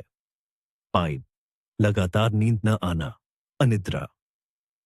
5वां, जो कम स्पष्ट है लेकिन जरूरी है, लगातार अनिद्रा, इंसोम्निया की समस्या। अगर आप देखते हैं कि सुबह की एक कप कॉफी भी आपको ठीक से सोने नहीं दे रही है और आपकी नींद की गुणवत्ता खराब कर रही है, तो इसका मतलब है कि आप कैफीन के प्रति बहुत संवेदनशील हैं। जैसा कि हम जानते हैं, पुरानी नींद की कमी सीधे तौर पर हाई ब्लड प्रेशर को नियंत्रित करने में मुश्किल पैदा करती है। निष्कर्ष, अगर आपको कॉफी पीने के बाद इनमें से कोई भी लक्षण नियमित रूप से महसूस हो, तो यह आपके शरीर का स्पष्ट संकेत है। बस करो, यह मुझे सूट नहीं कर रहा है। ऐसे में आपको कैफीन वाले पेय पदार्थों का सेवन पूरी तरह से बंद कर देना चाहिए और तुरंत अपने कार्डियोलॉजिस्ट से इस बारे में बात करनी चाहिए। इन संकेतों को अनदेखा करना मतलब अपनी सेहत के साथ रूसी रोले खेलने जैसा है। हम औसत डेटा के बारे में बहुत बातें करते हैं कि कॉफी सामान्य व्यक्ति को कैसे प्रभावित करती है, लेकिन सच तो यह है कि हम सब अलग हैं। कॉफीन के प्रति हमारी प्रतिक्रिया हमारी आनुवंशिकी, जेनेटिक्स, वजन, जीवन शैली, सहरुग्णताओं, कोमॉर्बिडिटीज और कई अन्य कारकों पर निर्भर करती है। इसलिए ये जानने का सबसे भरोसेमंद तरीका कि कॉफी आपके लिए सही है या नहीं, वह है घर पर एक छोटा सा प्रयोग करना और अपनी व्यक्तिगत प्रतिक्रिया, पर्सनल रिएक्शन को मापना। यह तरीका आपको केवल व्यक्तिगत भावनाओं पर निर्भर रहने के बजाय वस्तुनिष्ठ डेटा, ऑब्जेक्टिव डेटा देगा। यह टेस्ट सही ढंग से कैसे किया जाए, इसके लिए आपको केवल एक blood pressure monitor, tension meter और थोड़ा समय व अनुशासन चाहिए। पहला कदम, आपको एक स्वच्छ आधार तैयार करना होगा। इसके लिए 1 या 2 सप्ताह के लिए कॉफी और किसी भी अन्य कैफीन युक्त उत्पाद जैसे चाय, कोला, एनर्जी ड्रिंक या चॉकलेट को पूरी तरह से छोड़ दें। यह इसलिए जरूरी है ताकि कैफीन के प्रति आपकी सहनशीलता, टॉलरेंस खत्म हो जाए और शरीर इसकी आदत छोड़ दे। इस दौरान सुबह और शाम को नियमित रूप से अपना ब्लड प्रेशर मापें ताकि आप अपना मूल बिना कॉफी वाला स्तर जान सकें। दूसरा कदम, यह अवधि समाप्त होने के बाद एक शांत सुबह चुनें जब आप न तो जल्दी में हो और न ही किसी तरह के तनाव में हो। सबसे पहले आराम की स्थिति में अपना ब्लड प्रेशर मापें, परिणाम रिकॉर्ड करें। यही आपका शुरुआती बिंदु, स्टार्टिंग पॉइंट होगा। तीसरा कदम, अब अपनी सामान्य कॉफी का कप तैयार करें जो आप हमेशा पीते हैं। महत्वपूर्ण बात यह है कि ये आपके लिए एक मानक पेय, स्टैंडर्ड ड्रिंक होना चाहिए जिसमें चीनी या अन्य कोई भी मिलावट न हो जो परिणाम को बिगाड़ सकती है। शांति से कॉफी पिए। चौथा कदम, कॉफी पीने के बाद आपको निश्चित अंतराल पर ब्लड प्रेशर मापना होगा। आदर्श समय सारणी है पीने के 30 मिनट बाद, 1 घंटे बाद, 2 घंटे बाद और 3 घंटे बाद। हर बार मापने से पहले 5 मिनट शांति से बैठे। सभी परिणामों को सावधानीपूर्वक रिकॉर्ड करें। पांचवा कदम, प्राप्त डेटा का विश्लेषण करें। कॉफी के बाद के ब्लड प्रेशर को अपने शुरुआती सुबह के रीडिंग से तुलना करें। ऊपर वाला और नीचे वाला प्रेशर कितना बढ़ा? क्या यह उछाल सुरक्षित सीमा 5 से 10 मिलीमीटर पारा स्तंभ के भीतर में था या यह 15 से 20 मिलीमीटर या उससे भी अधिक महत्वपूर्ण था? बढ़ा हुआ प्रेशर कितने समय तक रहा? क्या यह 2-3 घंटे के भीतर सामान्य हो गया? पल्स रेट, नाड़ी पर भी ध्यान दें। क्या यह तेज हुई? इन अंकों के अलावा अपनी भावनाओं को भी दर्ज करें। क्या धड़कन, पैल्पिटेशन, सिर दर्द या बेचैनी, एंग्जाइटी महसूस हुई? यह सरल परीक्षण करके आपको एक स्पष्ट तस्वीर मिल जाएगी कि आपका शरीर मानक खुराक वाले कैफीन पर किस तरह प्रतिक्रिया करता है। यदि ब्लड प्रेशर में वृद्धि मामूली और अल्पकालिक थी और आपका स्वास्थ्य अच्छा बना रहा, तो संभावना है कि आपके लिए मध्यम मात्रा में कॉफी का सेवन सुरक्षित है। लेकिन यदि आपने अप्रिय लक्षणों के साथ दबाव में तेज और लगातार उछाल दर्ज किया है, तो ये कॉफी को पूरी तरह से छोड़ने या इसकी मात्रा और कड़कपन को काफी कम करने का एक मजबूत कारण है। सामान्य सिफारिशों का आंख बंद करके पालन करने की तुलना में यह व्यक्तिगत, पर्सनलाइज्ड दृष्टिकोण कहीं अधिक प्रभावी है। एक सवाल जो मरीज अक्सर दिल के डॉक्टर, कार्डियोलॉजिस्ट से पूछते हैं, वो ये है, डॉक्टर, मैं एक दिन में कितनी कप कॉफी पी सकता हूं ताकि मेरे दिल को नुकसान न हो?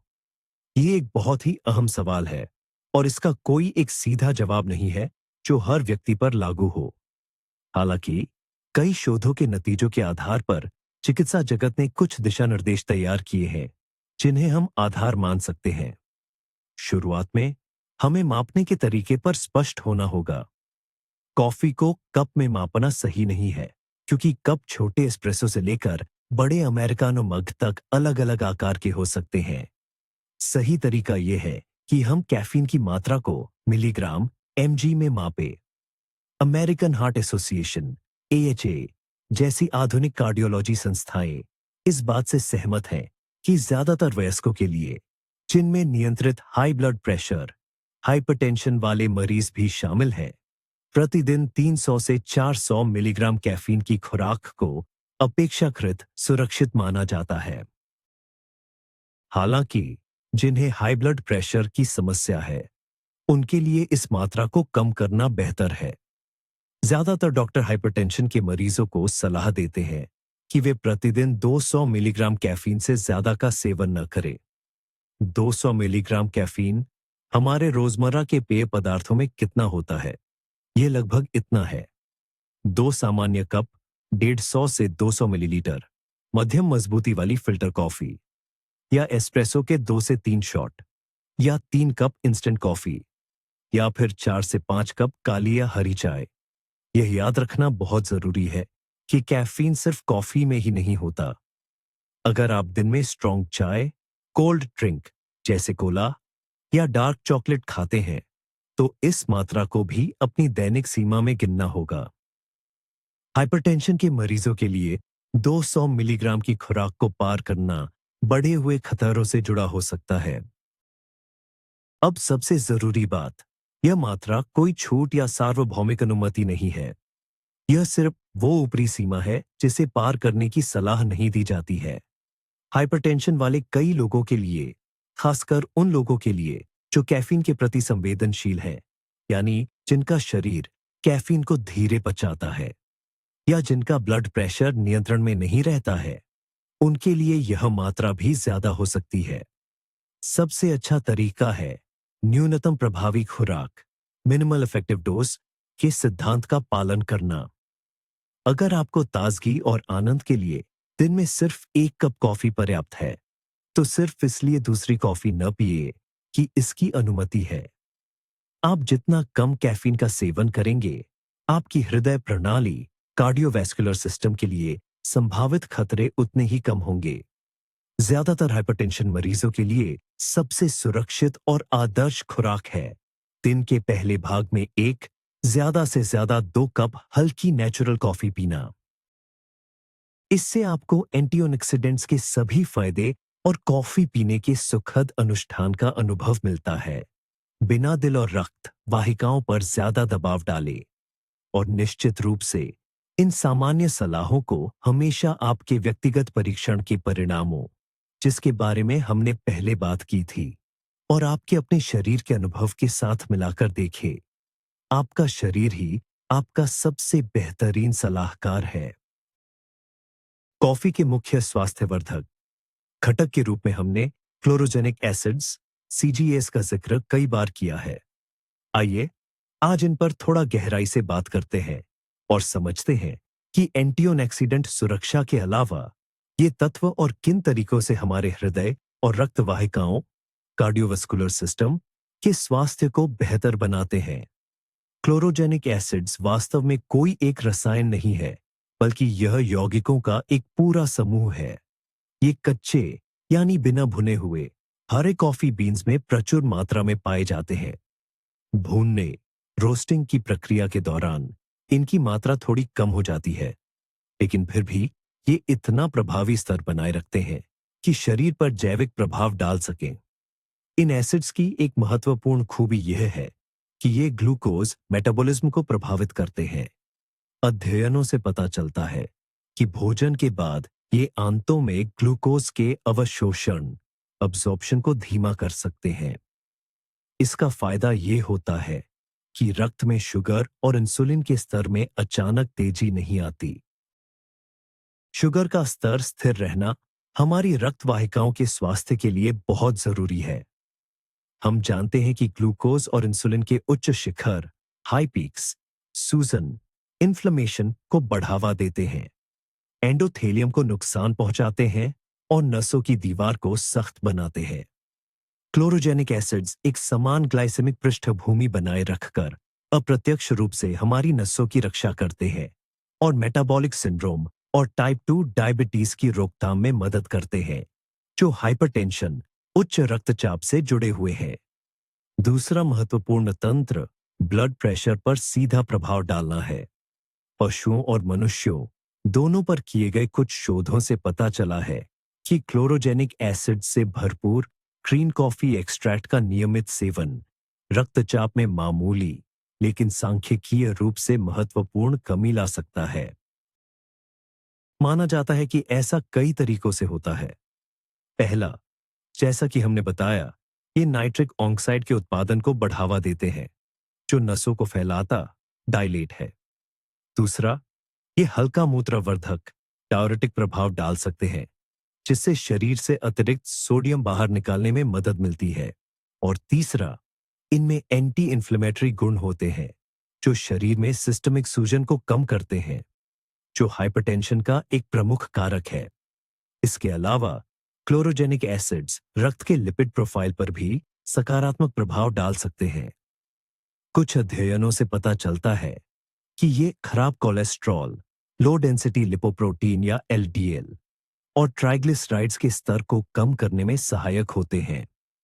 कोलेस्ट्रॉल का सामान्य होना नसों में एथेरोस्क्लेरोटिक प्लेक, वसा की परतें बनने की प्रक्रिया को धीमा कर देता है, जो उच्च रक्तचाप और उससे जुड़ी जटिलताओं की रोकथाम और उपचार में एक महत्वपूर्ण कदम है। इस प्रकार कॉफी के एक कप में एक अद्भुत संयोजन मौजूद है। एक तरफ कैफीन है, जो अल्पकालिक रूप से रक्तचाप बढ़ा सकता है। दूसरी तरफ क्लोरोजेनिक एसिड्स और अन्य पॉलीफेनोल्स हैं, जो लंबी अवधि में ब्लड प्रेशर कम करने, मेटाबॉलिज्म सुधारने और नसों की रक्षा करने का काम करते हैं।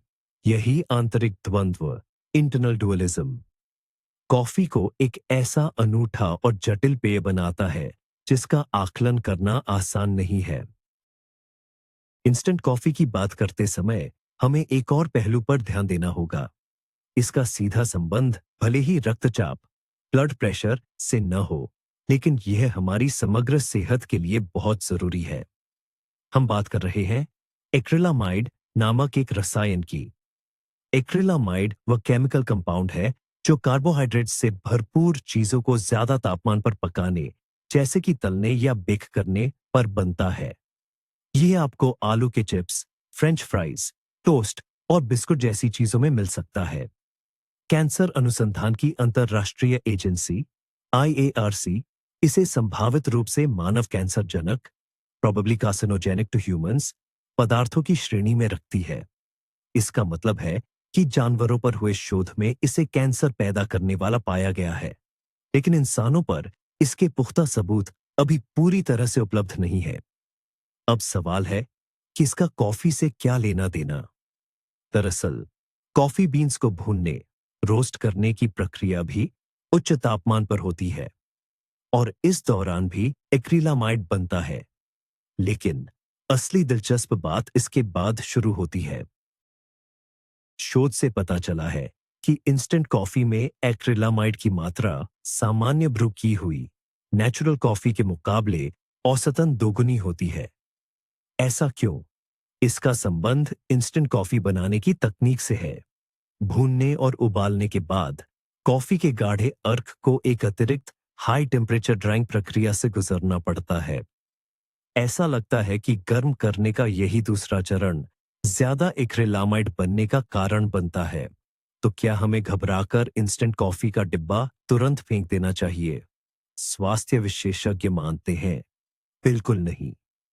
कॉफी और अन्य खाद्य पदार्थों से हम जो एक्रिलामाइड लेते हैं, उसकी मात्रा उन डोज से काफी कम है जिनसे लैब के जानवरों में स्वास्थ्य संबंधी समस्याएं पैदा हुई थीं। आज की तारीख में ऐसा कोई मजबूत महामारी वैज्ञानिक डेटा नहीं है जो यह साबित करे कि कॉफी पीने से कैंसर का खतरा बढ़ता है। इसके विपरीत, जैसा कि हम पहले भी बात कर चुके हैं, कई शोध बताते हैं कि कॉफी कुछ प्रकार के कैंसर के जोखिम को कम करती है, जिसका श्रेय शायद उसमें मौजूद उच्च एंटीऑक्सीडेंट्स को जाता है।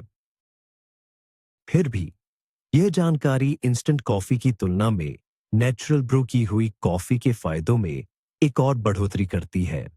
अगर आपके पास विकल्प है और आप शरीर में संभावित रूप से हानिकारक पदार्थों के सेवन को कम करना चाहते हैं, तो बेहतर है कि आप ताजे पिसे हुए बीन्स को प्राथमिकता दें। ब्रू की हुई कॉफी को चुनकर आप न केवल अपनी रक्त वाहिकाओं, ब्लड वेसल्स के लिए ज्यादा फायदे पाते हैं, बल्कि एक्रिलामाइड का सेवन भी कम करते हैं। ये एक और उदाहरण है कि कैसे किसी उत्पाद को संसाधित करने का तरीका, प्रोसेसिंग मेथड, उसके गुणों को पूरी तरह से बदल सकता है। जो व्यक्ति अपनी सेहत की परवाह करता है, उसके लिए ये छोटी छोटी बातें भी मायने रखती हैं। आखिर में एक स्वस्थ जीवन शैली ऐसे ही कई छोटे लेकिन जागरूक फैसलों से मिलकर बनती है। कॉफी का स्वाद और उसका रासायनिक संगठन, केमिकल कंपोजिशन, जिस एक और दिलचस्प चीज पर निर्भर करता है, वह है उसे भूनने, रोस्टिंग का तरीका या उसकी डिग्री। जब आप कॉफी के दाने, बीन्स खरीदते हैं तो पैकेट पर अक्सर लिखा होता है लाइट रोस्ट, हल्का भुना, मीडियम रोस्ट, मध्यम भुना या डार्क रोस्ट, गहरा भुना। ज्यादातर लोगों के लिए यह बस स्वाद की बात होती है, लेकिन एक हाइपरटेंशन के मरीज, उच्च रक्तचाप वाले व्यक्ति के लिए यह अंतर काफी मायने रख सकता है। आइए समझते हैं कि रोस्टिंग की डिग्री हमारे लिए महत्वपूर्ण दो घटकों, कंपोनेंट्स को कैसे प्रभावित करती है। कैफीन और क्लोरोजेनिक एसिड्स। Chlorogenic acids. शुरुआत कैफीन से करते हैं। एक आम धारणा है कि गहरे कड़वे कॉफी में, जैसे कि इटालियन एस्प्रेसो में, कैफीन ज्यादा होता है, पर हकीकत में मामला बिल्कुल उल्टा है। कैफीन वैसे तो एक स्थिर यौगिक, स्टेबल कंपाउंड है, लेकिन ज्यादा देर तक उच्च तापमान, हाई टेम्परेचर में रहने पर यह धीरे धीरे टूटने, डिस्ट्रॉय लगता है। कॉफी को भूनना असल में दानों को गर्म करने की प्रक्रिया ही तो है। दाने जितनी देर तक भुने जाते हैं, यानी रोस्ट जितना गहरा होता है, उतना ही ज्यादा कैफीन उड़ जाता है। इसीलिए लाइट रोस्ट किए हुए दानों में कैफीन की मात्रा सबसे ज्यादा होती है। मीडियम रोस्टेड दानों में यह थोड़ा कम होता है और डार्क रोस्टेड में तो और भी कम। यह अंतर बहुत बड़ा नहीं होता, आमतौर पर 10 से 15% के दायरे में, पर यह अंतर मायने रखता है। अगर आपकी प्राथमिकता है कि आपको ज्यादा से ज्यादा ऊर्जा मिले, तो लाइट रोस्ट चुनें। लेकिन अगर आप एक हाइपरटेंशन के मरीज हैं और कॉफी की मात्रा कम किए बिना कैफीन की डोज घटाना चाहते हैं, तो डार्क रोस्ट कॉफी आपके लिए बेहतर विकल्प हो सकता है। अब बात करते हैं उपयोगी क्लोरोजेनिक एसिड्स की। यहां पर स्थिति बिल्कुल उलट है। कैफीन के विपरीत क्लोरोजेनिक एसिड्स तापमान, टेम्परेचर के प्रति बहुत संवेदनशील, सेंसिटिव होते हैं। रोस्टिंग जितनी लंबी चलती है, ये उतने ही ज्यादा नष्ट होते जाते हैं। हरे, बिना भुने हुए दानों में इनकी मात्रा सबसे ज्यादा होती है। लाइट रोस्टेड दानों में ये थोड़े कम हो जाते हैं, पर फिर भी पर्याप्त मात्रा में रहते हैं। वहीं डार्क रोस्टेड दानों में इनकी मात्रा शुरुआत की तुलना में 50 या यहां तक कि 90% तक कम हो सकती है। तो यहां एक दुविधा, डिलेमा पैदा होती है। लाइट रोस्ट कॉफी में कैफीन ज्यादा होता है, जो हाइपरटेंशन के मरीज के लिए अच्छा नहीं, लेकिन साथ ही इसमें फायदेमंद एंटीऑक्सीडेंट्स भी ज्यादा होते हैं। डार्क रोस्ट कॉफी में कैफीन कम होता है, जो अच्छी बात है, लेकिन उसमें जरूरी पोषक तत्व लगभग खत्म हो जाते हैं। तो इसका समाधान क्या है? अक्सर की तरह इसका गोल्डन मीन, सबसे अच्छा संतुलन है, मीडियम रोस्ट कॉफी। यह विकल्प एक बेहतरीन संतुलन प्रदान करता है। इसमें लाइट रोस्ट की तुलना में कैफीन की मात्रा थोड़ी कम हो जाती है, लेकिन फिर भी बहुमूल्य क्लोरोजेनिक एसिड्स और अन्य पॉलीफेनोल्स की एक अच्छी खासी मात्रा बची रहती है। यही कारण है कि मीडियम रोस्ट कॉफी को अक्सर रोजाना पीने के लिए उन लोगों को सुझाया जाता है जो इस पेय से सिर्फ स्वाद और स्फूर्ति नहीं, बल्कि स्वास्थ्य लाभ भी चाहते हैं।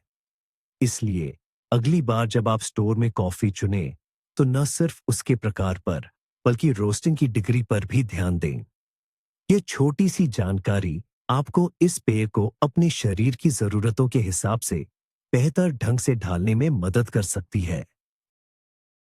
हम अक्सर खाने पीने की चीजों के असर को शरीर पर अलग थलग करके देखते हैं, लेकिन असल जिंदगी में चीजें कहीं ज्यादा पेचीदा होती हैं। एक कप कॉफी का असर कई गुना बढ़ सकता है या बदल सकता है। यह इस बात पर निर्भर करता है कि आप इसे किस माहौल में पी रहे हैं।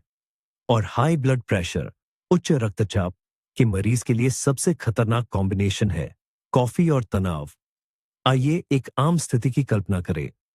काम पर बहुत ज्यादा दबाव है, डेडलाइन सिर पर है और बॉस आपसे तुरंत रिपोर्ट मांग रहा है। आप थका हुआ और तनावग्रस्त महसूस कर रहे हैं। तरोताजा होने और ध्यान केंद्रित करने के लिए आप जाते हैं और एक कड़क कॉफी बना लेते हैं। इस समय आपके शरीर के अंदर क्या हो रहा है? तनावपूर्ण स्थिति अपने आप में ही आपकी सिंपैथेटिक नर्वस सिस्टम को सक्रिय कर देती है और तनाव हार्मोन एड्रेनालाइन और कोर्टिसोल को बाहर निकालती है। आराम की तुलना में आपका दिल पहले से ही तेजी से धड़क रहा होता है, नसें सिकुड़ी हुई होती हैं और ब्लड प्रेशर पहले से ही बढ़ा हुआ होता है। यह खतरे के प्रति शरीर की प्राकृतिक प्रतिक्रिया है। अब आप इसमें कैफीन मिलाते हैं, जो हम जानते हैं कि बिल्कुल वैसा ही काम करता है। यह एड्रेनालाइन और कोर्टिसोल के उत्पादन को और बढ़ाता है।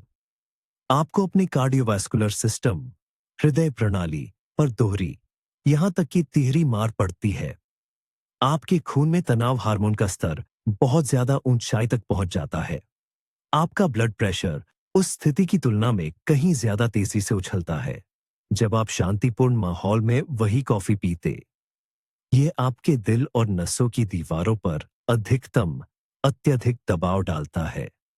ऐसी स्थितियों का बार बार होना सीधे तौर पर हृदय प्रणाली को कमजोर करने और हाई ब्लड प्रेशर को बढ़ाने का रास्ता है।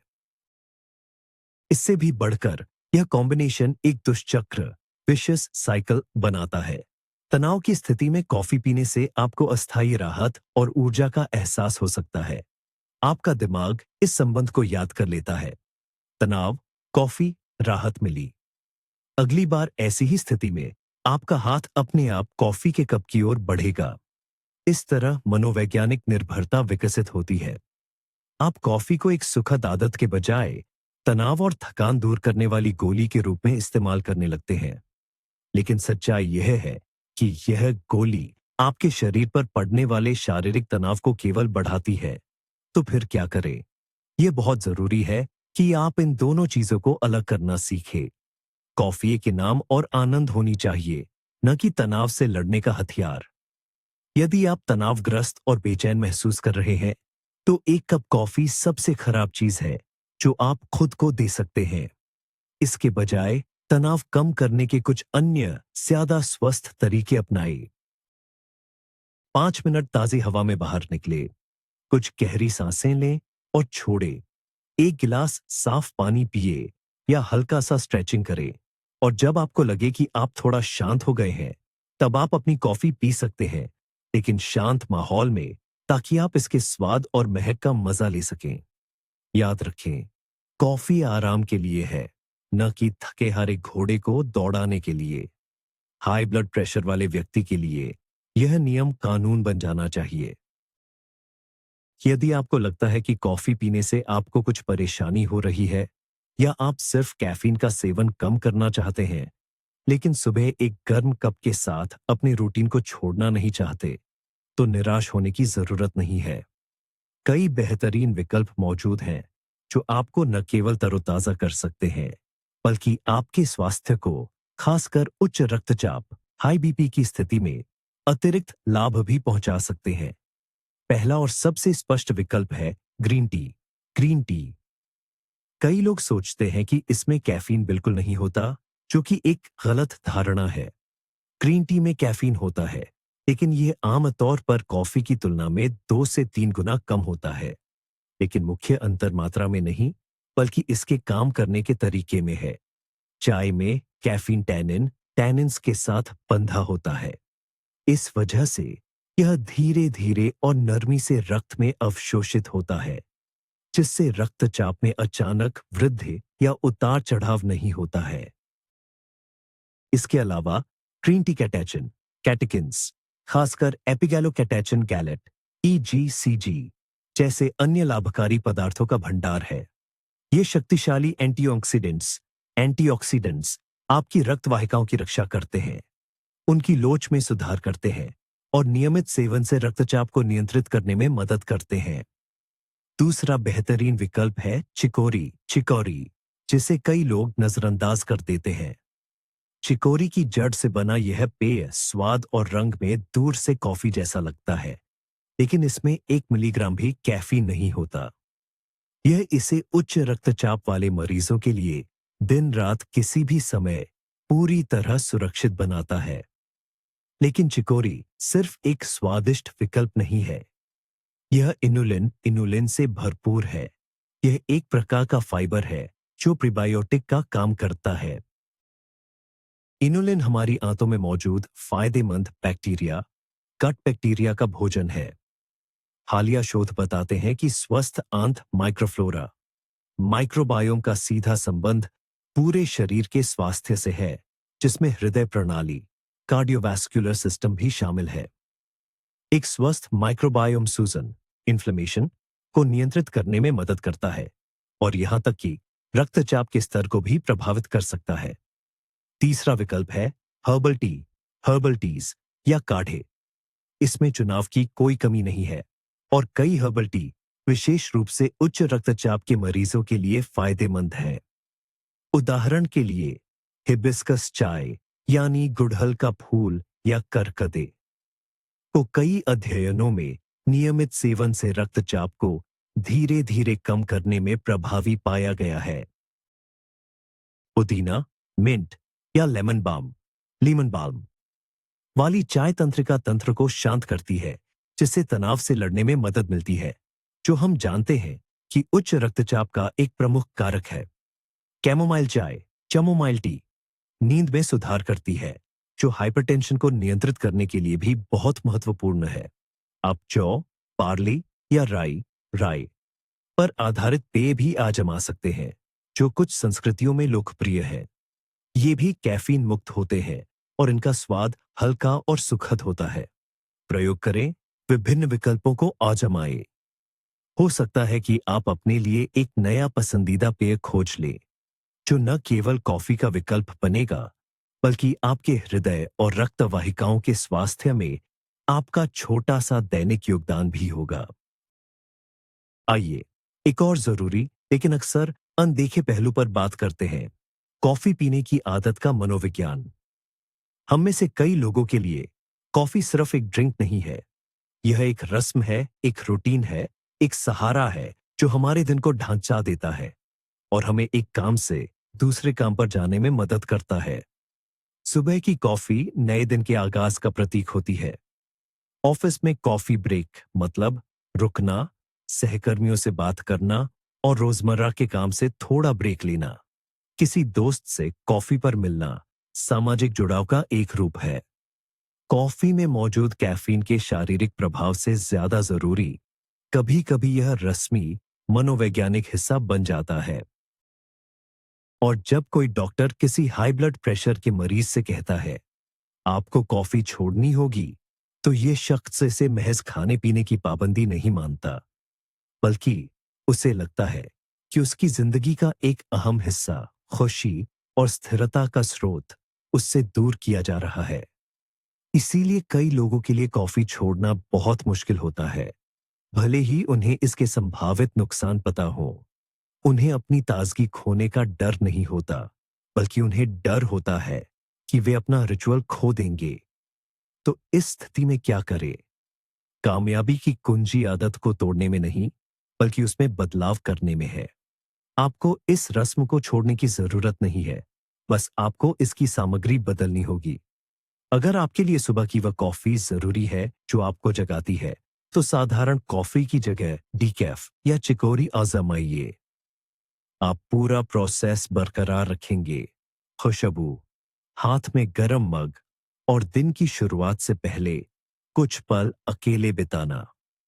आपके दिमागस को हमेशा की तरह संकेत मिलेगा, लेकिन आपके शरीर को स्टिमुलेंट की डोज नहीं मिलेगी।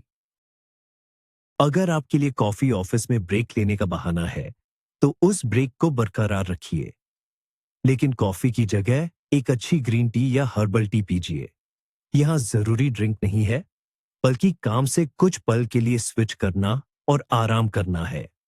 आप अब भी किचन में जा सकते हैं, खिड़की के पास खड़े हो सकते हैं, सहकर्मियों से बातचीत कर सकते हैं।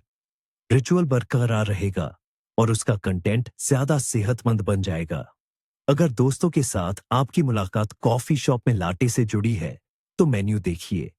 आजकल लगभग हर जगह कई विकल्प मौजूद हैं। कोको, बेरी के जूस, स्मूदीज और तरह तरह की चाय। आप अब भी उसी टेबल पर बैठेंगे, बातें करेंगे और माहौल का मजा लेंगे। सबसे अहम आपकी संगत है, न कि आपकी प्याली में क्या है।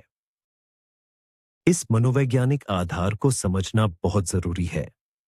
जब आप जान जाएंगे कि कॉफी का रिचुअल आपको क्या देता है, तो आपको खुद को महरूम महसूस किए बिना एक सेहतमंद विकल्प ढूंढना बहुत आसान हो जाएगा। आदत से लड़िए नहीं, बल्कि उसे अपनाइए। अपनी पुरानी संभावित रूप से नुकसानदेह रस्म को एक नई फायदेमंद रस्म में बदलिए। यह सिर्फ इच्छा शक्ति और पाबंदी लगाने से कहीं ज्यादा असरदार है, क्योंकि पाबंदी अक्सर नाकामयाबी और पछतावे की वजह बनती है। कॉफी की दुनिया में कई तरह के ड्रिंक्स हैं और शरीर पर इनका असर भी अलग अलग होता है। आज हम दो इटालियन क्लासिक की तुलना करते हैं, जो ज्यादातर कॉफी ड्रिंक्स का आधार है, एस्प्रेसो और अमेरिकानो। अक्सर लोग मानते हैं कि एस्प्रेसो सबसे दमदार और कड़क कॉफी है, जबकि अमेरिकानो इसका हल्का और पतला वर्जन है। स्वाद के लिहाज से देखें तो ये बात बिल्कुल सही है। एस्प्रेसो एक छोटा, गाढ़ा और बहुत ही गहरा, इंटेंस स्वाद वाला ड्रिंक होता है। अमेरिकानो में वही एस्प्रेसो होता है, लेकिन उसमें काफी ज्यादा गर्म पानी मिलाया जाता है, इसीलिए इसका स्वाद नरम और कम तेज होता है। लेकिन अगर हम इसमें मौजूद कैफीन की मात्रा पर ध्यान दें, तो तस्वीर उतनी सीधी नहीं है। एस्प्रेसो की एक स्टैंडर्ड सर्विंग क्या होती है? ये लगभग 30 मिलीलीटर का एक शॉट होता है। इस छोटी सी प्याली में औसतन 60 से 80 मिलीग्राम कैफीन होता है।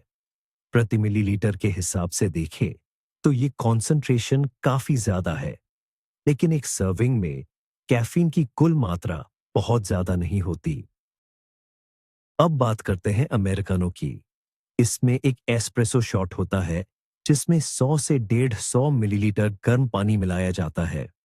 ड्रिंक का वॉल्यूम तो कई गुना बढ़ गया, लेकिन कैफीन की मात्रा उतनी ही रही, वही 60 से 80 मिलीग्राम। मतलब यह कि एक स्टैंडर्ड कप अमेरिकानो पीने पर आपको उतना ही कैफीन मिलता है, जितना एस्प्रेसो के एक शॉट से।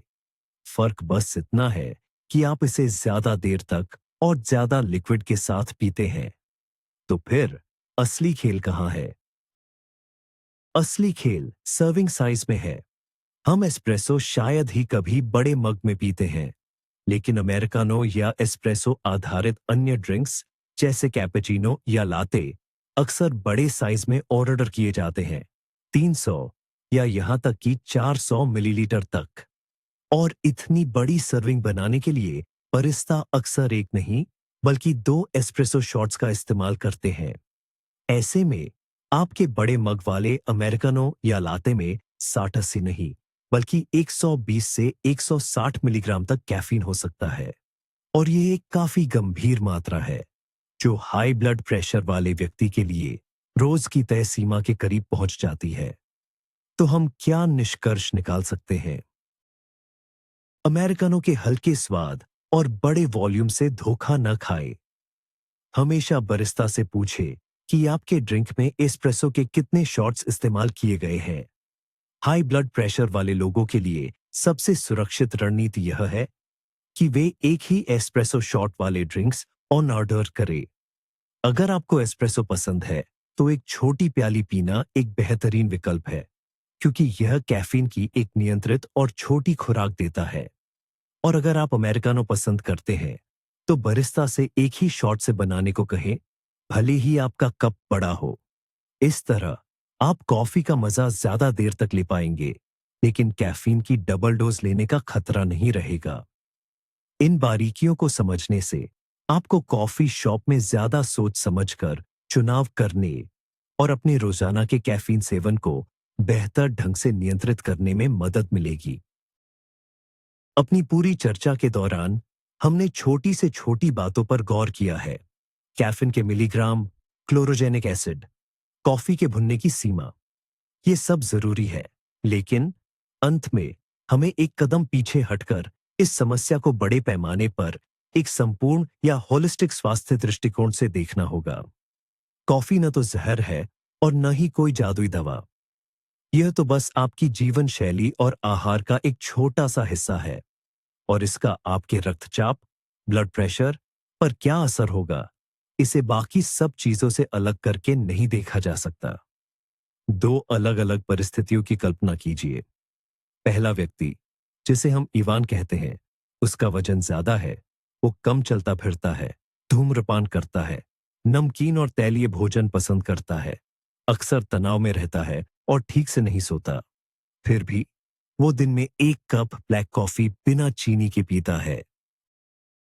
दूसरा व्यक्ति, हम उसे पीटर कहेंगे, वो स्वस्थ वजन बनाए रखता है, नियमित रूप से व्यायाम करता है, धूम्रपान नहीं करता, उसके आहार में सब्जियां और फल भरपूर है, वो नमक कम खाता है, तनाव से निपटना जानता है और गहरी नींद लेता है, और वो भी दिन में 1 कप ब्लैक कॉफी पीता है।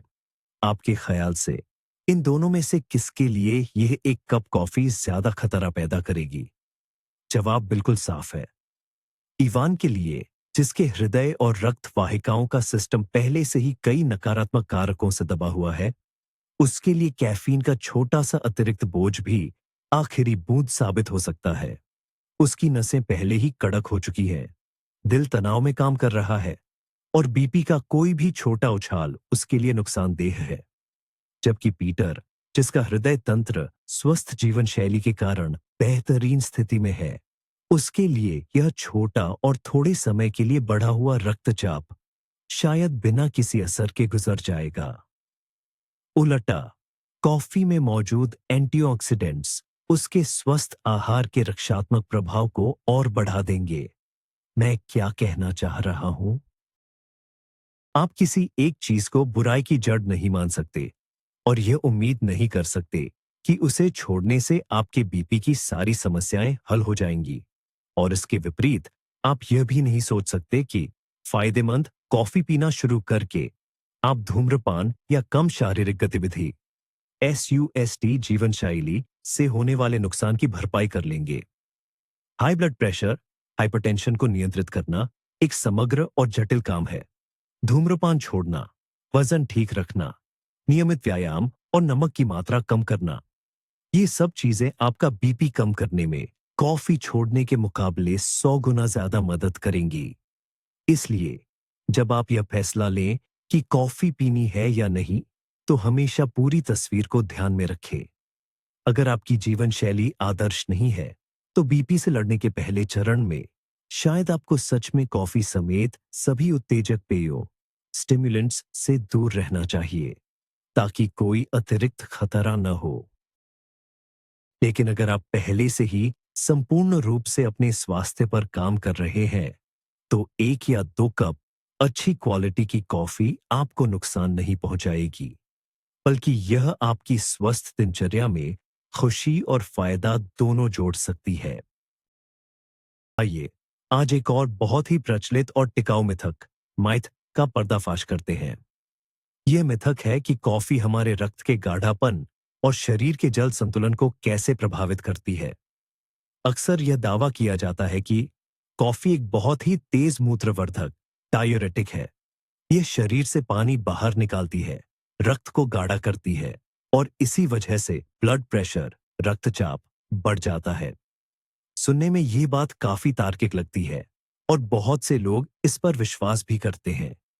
लेकिन इस बारे में आधुनिक विज्ञान क्या कहता है?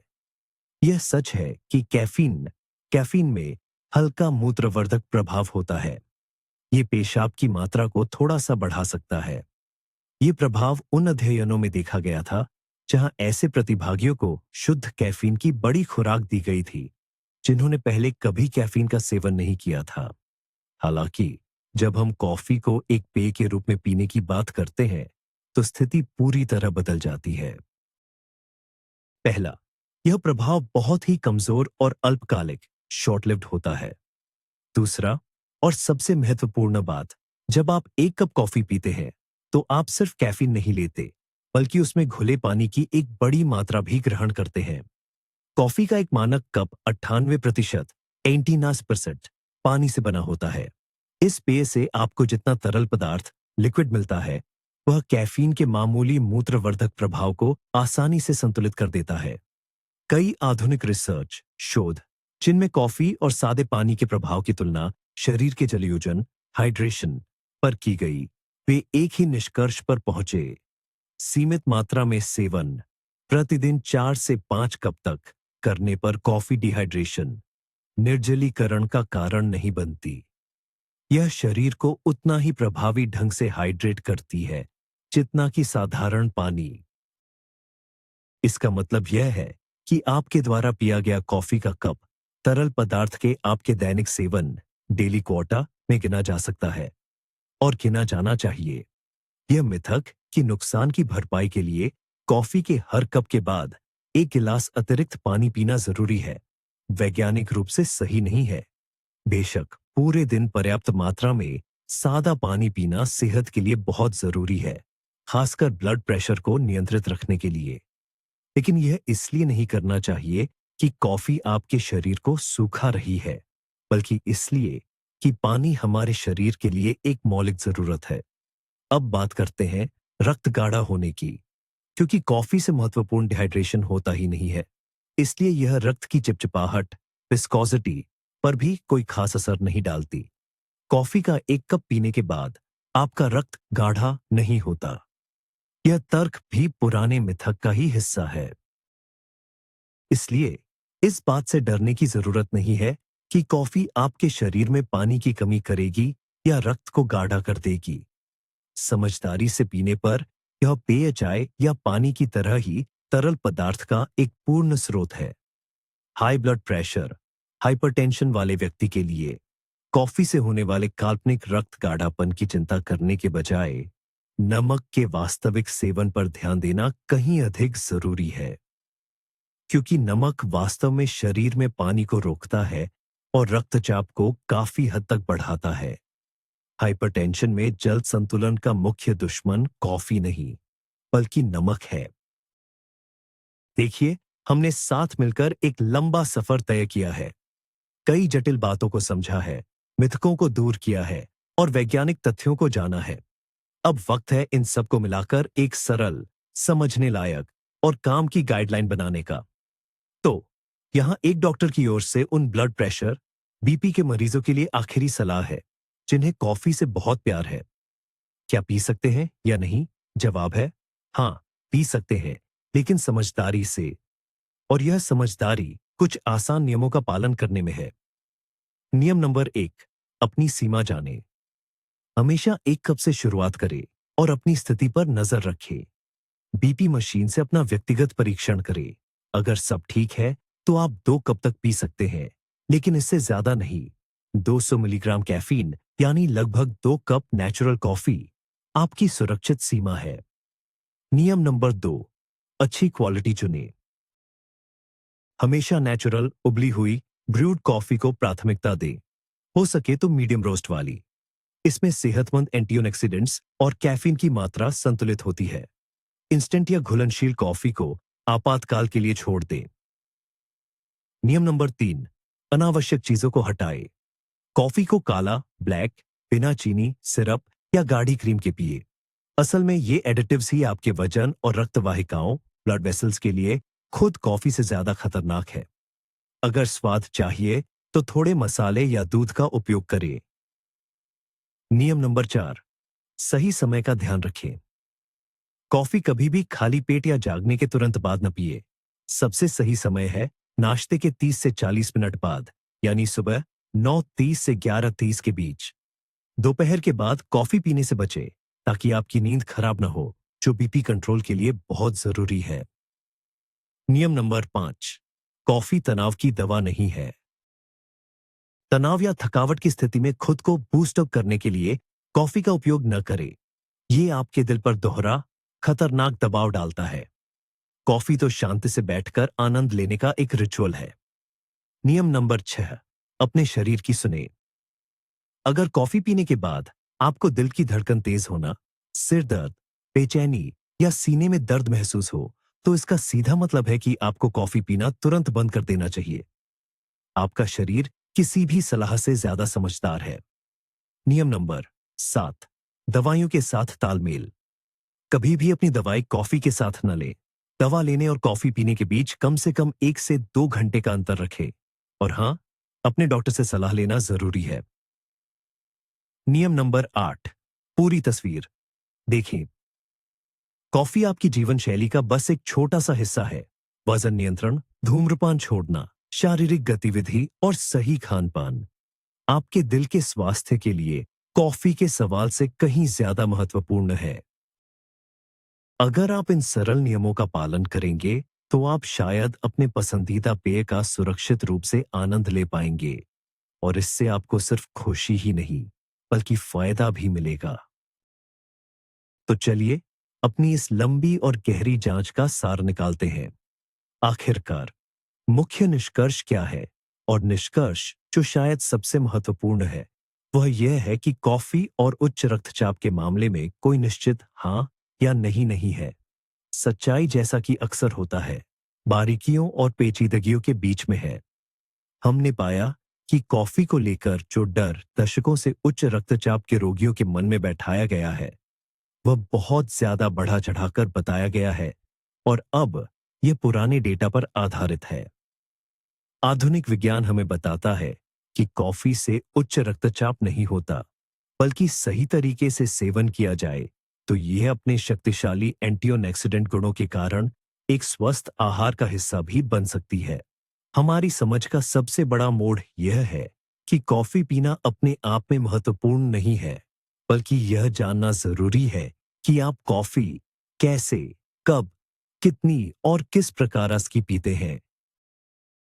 वही एक कप परिस्थितियों के आधार पर एक सुरक्षित मजा भी हो सकता है और एक खतरनाक ट्रिगर भी बन सकता है। खतरा खुद कॉफी में कम, बल्कि हमारी आदतों में ज्यादा है। इसे खाली पेट पीना, जरूरत से ज्यादा मात्रा में पीना, ढेर सारी चीनी के साथ पीना या फिर तनाव की स्थिति में पीना। हमने कैफीन के नुकसान को चीनी के नुकसान से अलग करना सीखा है। हमने ब्रूड यानी उबली हुई कॉफी और इंस्टेंट कॉफी के बीच का अंतर समझा है और यह भी जाना है कि हमारा अपना शरीर ही सबसे सटीक इंडिकेटर है। शायद सबसे हैरान कर देने वाला तथ्य जो हमने आज सीखा, वह यह है कि उच्च रक्तचाप के रोगी के लिए सहनशीलता यानी टॉलरेंस के कारण नियमित रूप से सीमित मात्रा में कॉफी पीना कभी कभार भारी मात्रा में कॉफी पीने से ज्यादा सुरक्षित हो सकता है। यह बात हमारे पारंपरिक विचारों को पूरी तरह से पलट देती है।